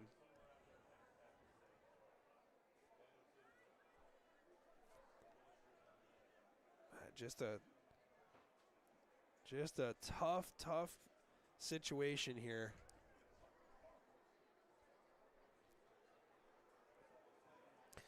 Get out the rye bread and mustard. It's grand salami time.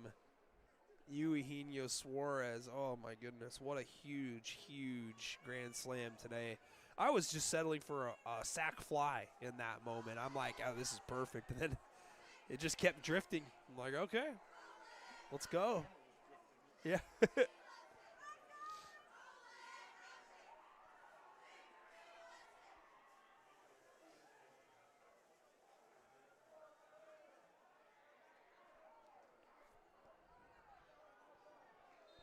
And now we are ready to keep time once again.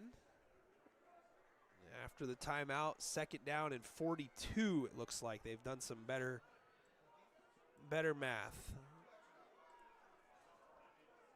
Fake handoff and a throw deep down the field. Elliott camps underneath of it, intercepts it.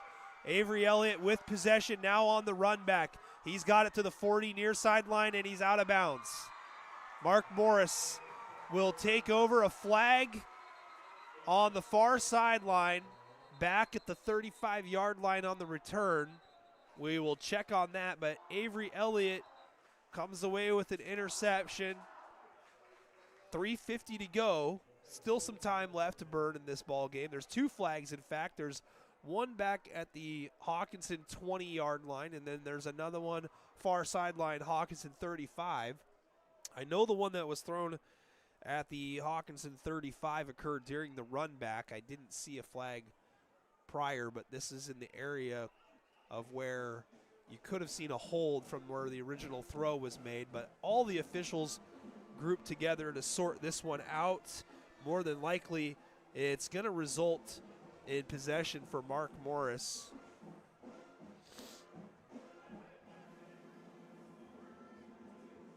As the offense is out on the field for the Monarchs, awaiting the final word here. I wonder if it might have been a sideline infraction over there on that return. But we'll find out here real quick. Personal foul against Mark Morris. And then after the play, unsportsmanlike conduct. So both of those are not good. That's 30 yards in penalties for Mark Morris. Like I said, I got to imagine that the penalty yardage is pretty close to the total yardage here in the ball game.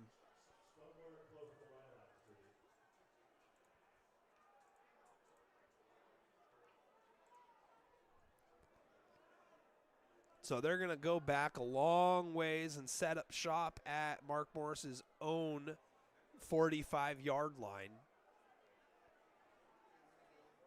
If there's something that you can put on film to try to correct next week, penalties is probably it. Mark Morris has played a pretty solid ball game overall, except for the turnover that they had and then the penalties. Hockinson also just hurting themselves as we've got a handoff up the middle. Hernandez Ruiz is into Hockinson territory, spun around, might have been a face mask. He's got first down yardage marked down at the 35-yard line. As of now, it would be a 19-yard gain for Kevin Hernandez Ruiz. And again, what's the theme here, Bobby? A flag on the play. I would be remiss to say that there is another penalty against Hockinson for a face mask here. So 15 is going to get added to the end of the run. But in all seriousness, I would be surprised if there were more plays ran in the second half that did not have a flag. I think that the plays that have had a penalty, I think there's been more of them, honestly. I haven't seen more this many bad, I won't say bad plays, but I haven't seen this many penalties, in a game for a long, long time. 3:42 to go. Reminds me of Super Bowl 40.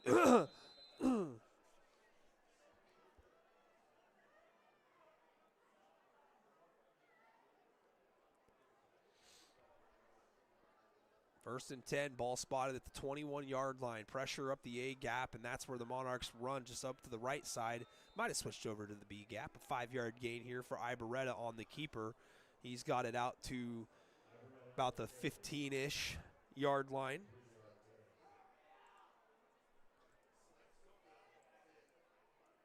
Second down and 5 for Mark Morris. 3:07 to go in the ball game.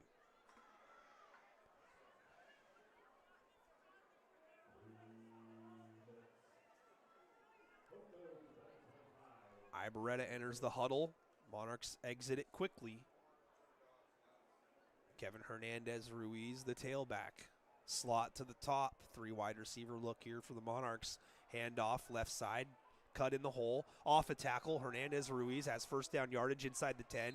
Still moving it down to the 7-yard line. So it's going to be first and goal for Mark Morris. And this ball game is just about over here, Bobby, with 2:31 to go. They're going to reset the chains here and start the clock. 2:30 now, clock running. First and goal from the 7. Mark Morris looking to keep their slim playoff hopes alive, but the good news is that they almost control their own destiny. To be completely candid with you, they could potentially beat Woodland and then RA Long and be 4-3 in league. They would be tied with somebody, that's for sure. Hernandez Ruiz stuffed. Goes nowhere. Maybe a loss of a couple. In fact, it is a loss of 3 It'll be 2nd down and goal from the 10. But we're getting ahead of ourselves here in terms of tiebreakers or anything to worry about. First things first, Mark Morris has got to win another game. Next week at Woodland's going to be tough. The 2-time reigning defending Greater St. Helens League champions.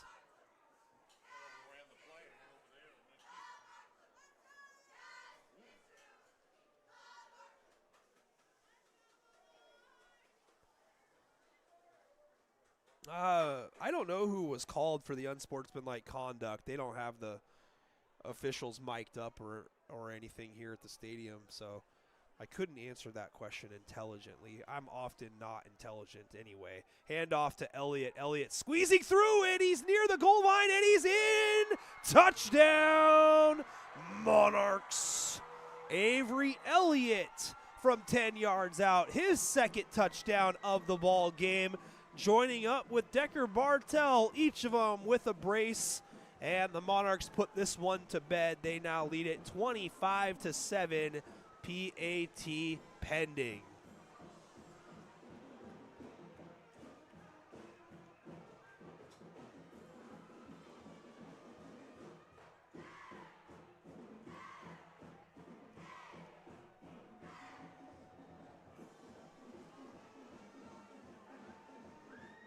Mark Morris puts this one to bed. 59 seconds left in the game. The PAT is up, and it's no good. Pushed to the right.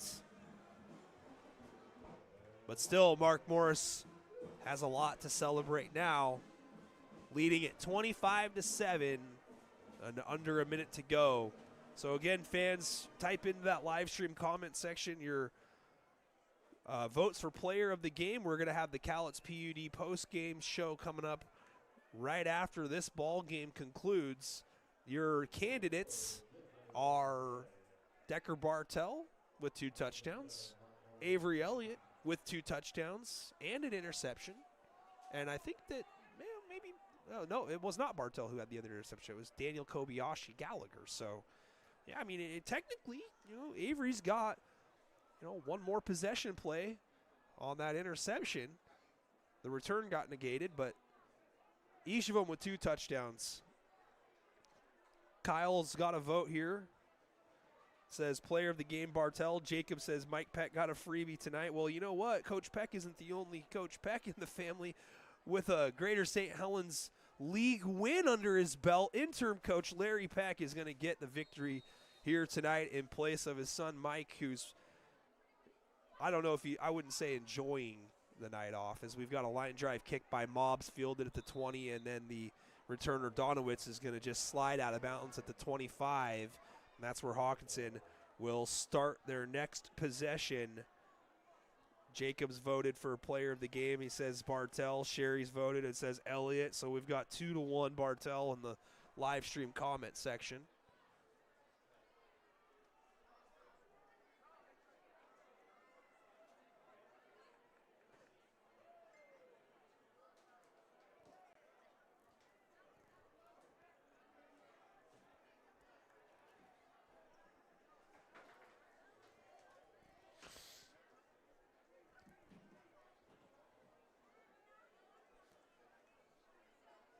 Here we go here with 57 seconds left.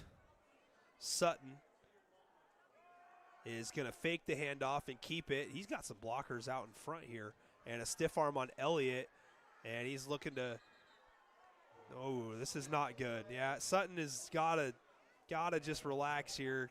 He's made a great play and got out of bounds at about the 43-yard line, but looked like he threw a Monarch down to the ground by their face mask on their way out of bounds on the tackle, and he was facing the direction of the defense. Oh, they got a personal foul against Mark Morris, so what do I know? Maybe they pointed in the wrong direction?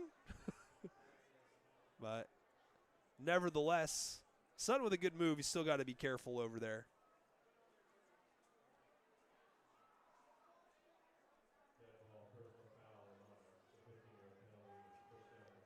So it's 15 yards. Penalty is called against Mark Morris, which has been a theme. 360, bro. What's up? Thank you. I appreciate the love. Love the coverage, bro. Be sure to subscribe, by the way, to our channel. YouTube, Facebook. Adam Newton coming up clutch. Votes for Bartell in the Facebook comment section. Good decision. I mean, I'm okay with Elliott as well. I think that both of them have had a phenomenal game. High snap, yielded. And it's going to be no gain on the keeper. 42 seconds. Let's see where they reset the play clock here. They might not reset it right away just so they can allow this game to run out without the need for another play. Ball spotted at the Mark Morse 42-yard line. Hockinson in no hurry here with 25 seconds to go. Yes, I do agree, Jacob. That's what I saw as well. Sutton grabbing the defender and throwing him out, and also talking a gang of you-know-what. So Sutton throws on the run. Ball's in and out of the wide receiver, and he takes a hit for his efforts, and Elliott flexes above him. 7 seconds to go. I got to say, there haven't been many, games between these two that I can think of being, as chippy as this one. These two teams have really gotten after it here tonight, and the penalty yardage reflects that. Honestly, if there's a player of the game, it's probably the flag, I don't know if a flag has ever been voted player of the game, but it's had an effect on both sides, nearly equally.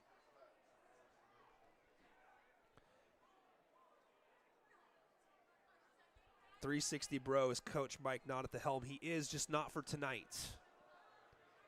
Not available to coach.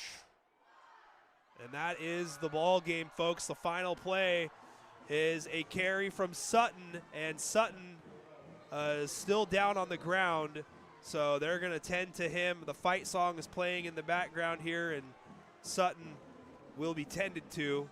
See if they start the handshake line without him, but the training staff is running over, and he appears to be writhing on the ground.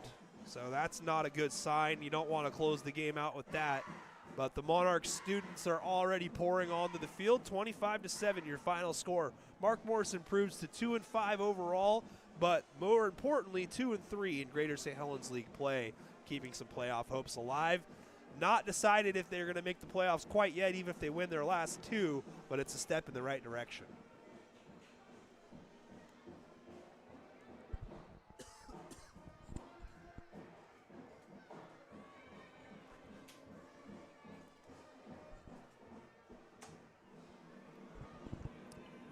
Sutton still down here on the near sideline, but the Hawks and the Monarchs come together and shake hands after a hard-fought battle. 25-7 your score, and that is going to bring us here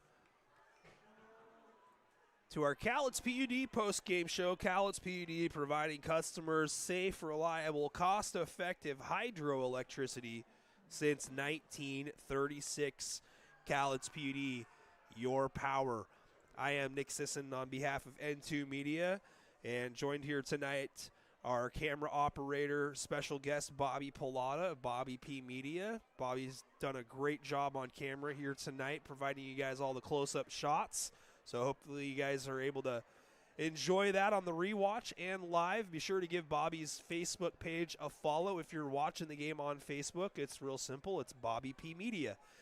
Nick Sisson again here on behalf of N2 Media, welcoming you to our Cowlitz PUD post-game show as the Monarchs are going to huddle up in the end zone and talk about this ball game. It's a win over Hockinson, 25-7, and again, it's important here for Mark Morse to collect these wins, and Larry Peck can now tell his son that he has just as many coaching wins this season as he does, as the Monarchs keep it in the family, so to speak.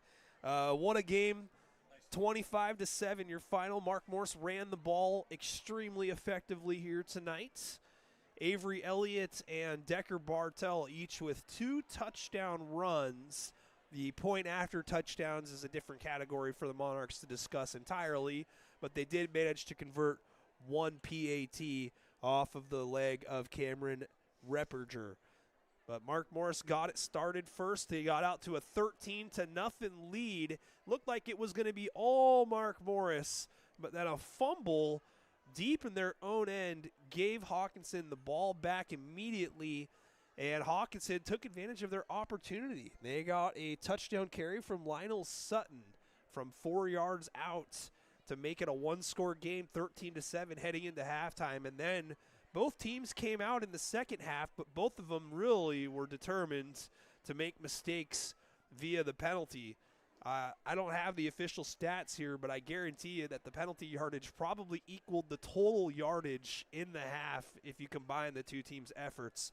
I hate to bring that up so much, but really, I mean, that was such a large story of the ball game itself, is the fact that neither team could stop stubbing their big toe up and down the field with unsportsmanlike conduct penalties, face mask penalties, holding penalties.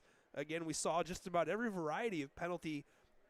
The only one that we didn't see could have been called probably twice, and that was intentional grounding. So, I mean, really the hard work tonight by the officials and the flags trying to keep this game in order. But Mark Morris does fewer mistakes, it looked like, down the stretch. They end up getting a couple more touchdowns in the fourth quarter to salt away the game.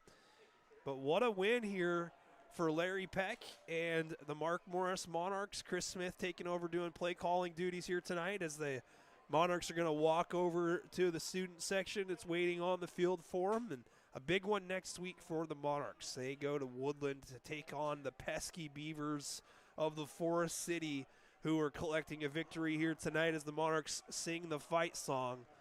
They got to come away with a win next week and come away with a win against RA Long, and hopefully they're in position to have a better record than somebody, or at least be in a head-to-head tie with somebody that they've beaten, or a three-way tie with a couple of teams. So a lot of possibilities still here for Mark Morris. But back to our Cowlitz PUD player of the game. 2 touchdowns for Avery Elliott, 2 touchdowns for Decker Bartell, and then Avery Elliott had the interception. But the voters are on my side here tonight. Decker Bartell just did so much for Mark Morris here tonight, running the football, probably totaling around 150 to 200 total rushing yards in the ball game, including those 2 touchdowns. The senior has just done a great job transitioning to a different position and making sure that the Monarchs are keeping themselves and their playoff hopes alive. He's doing everything that he can do to make it about the team and not himself, a total selfless player. And, you know, there's a reason that he's going to play baseball at the next level, an incredible athlete out there. Mark Morris has got a good one, and they're going to look to keep him upright and healthy down the stretch. A big one next week. But congratulations to Decker Bartell, your Cowlitz PUD player of the game with 2 touchdowns for the Monarchs in the 25-7 win. 4. Yep, number 4. It'll be up to Bobby to find him here on the live stream. But usually it's kind of hard in the crowd here once we get to this point in the evening. But next week, fans, we're going to be right back here. It's going to be at Longview Memorial Stadium. It'll be the other Longview school, R.A. Long, hosting Ridgefield. Kickoff at 7 o'clock. And so we'll be back here to stream that one, and then we'll be finishing up the regular season again right in this very spot. It'll be Mark Morris taking on R.A. Long 2 weeks from now. But Mark Morris on the road at Woodland next week. And R.A. Long's got a lot of pieces to pick up and try to do something with, because they were down 62-0 at halftime to Washougal here tonight. And, yeah, I mean, I don't know if there's a miracle on the horizon here for the Lumberjacks, but they've got a winless season and a historic winless season staring them right in the eyes. Fans, I just want to say thank you so much again for all of your efforts and all of your support. If you would consider a donation to your host, it would be most incredible. A lot of you have already donated throughout the year, and I gratefully appreciate that. But if you're a Venmo or a PayPal user and you got a few extra schmeckles, feel free to donate them to your host. Venmo preferred, PayPal acceptable at N2 Media. Again, our free live stream service is at least going to go through week 9, which is Halloween, and then some potential playoff battles. And then we're getting our basketball schedules lined up right now as well as we go to Decker Bartell down there on the sideline your Cowlitz PUD player of the game with 2 touchdowns. What a performance here tonight by Decker. And the Monarchs, I would say what a performance by them, but, I mean, there was just a myriad of penalties that just made it so hard to call it a superior, clean win. But a win's a win, and you take them no matter how you can get them. And right now, Mark Morris needs 2 more of those to give themselves a shot to play into Week 10. That's going to wrap things up for us here upstairs at the press box at Longview Memorial Stadium. Again, your final score here tonight, 25-7. Mark Morris with the win. Special thank you to Bobby Pilata of Bobby P Media, who's been running the camera here for us tonight. And you'll get a chance to hear Bobby and me. I don't know if he'll talk, but down the road on the Les Schwab Invitational in December. And maybe even before then, who knows, what the future holds. And we appreciate you being down here, Bobby, and appreciate all the viewers at home who watch this one here. Yes, Jacob, I am here.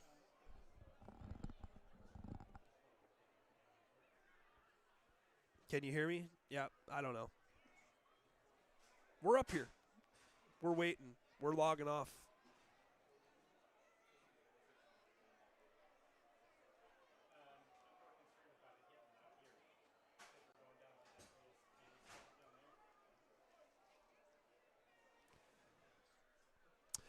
Well, the last thing I'm going to say real quick, guys, before we get out of here and pack everything up is go Mariners. Let's go to the neighbors of the North and ruin their chances of going to the World Series right in front of their home fans. 3-2 Mariners heading into Game 6 in a couple days against the Toronto Blue Jays. That is where I will be glued coming up on Sunday.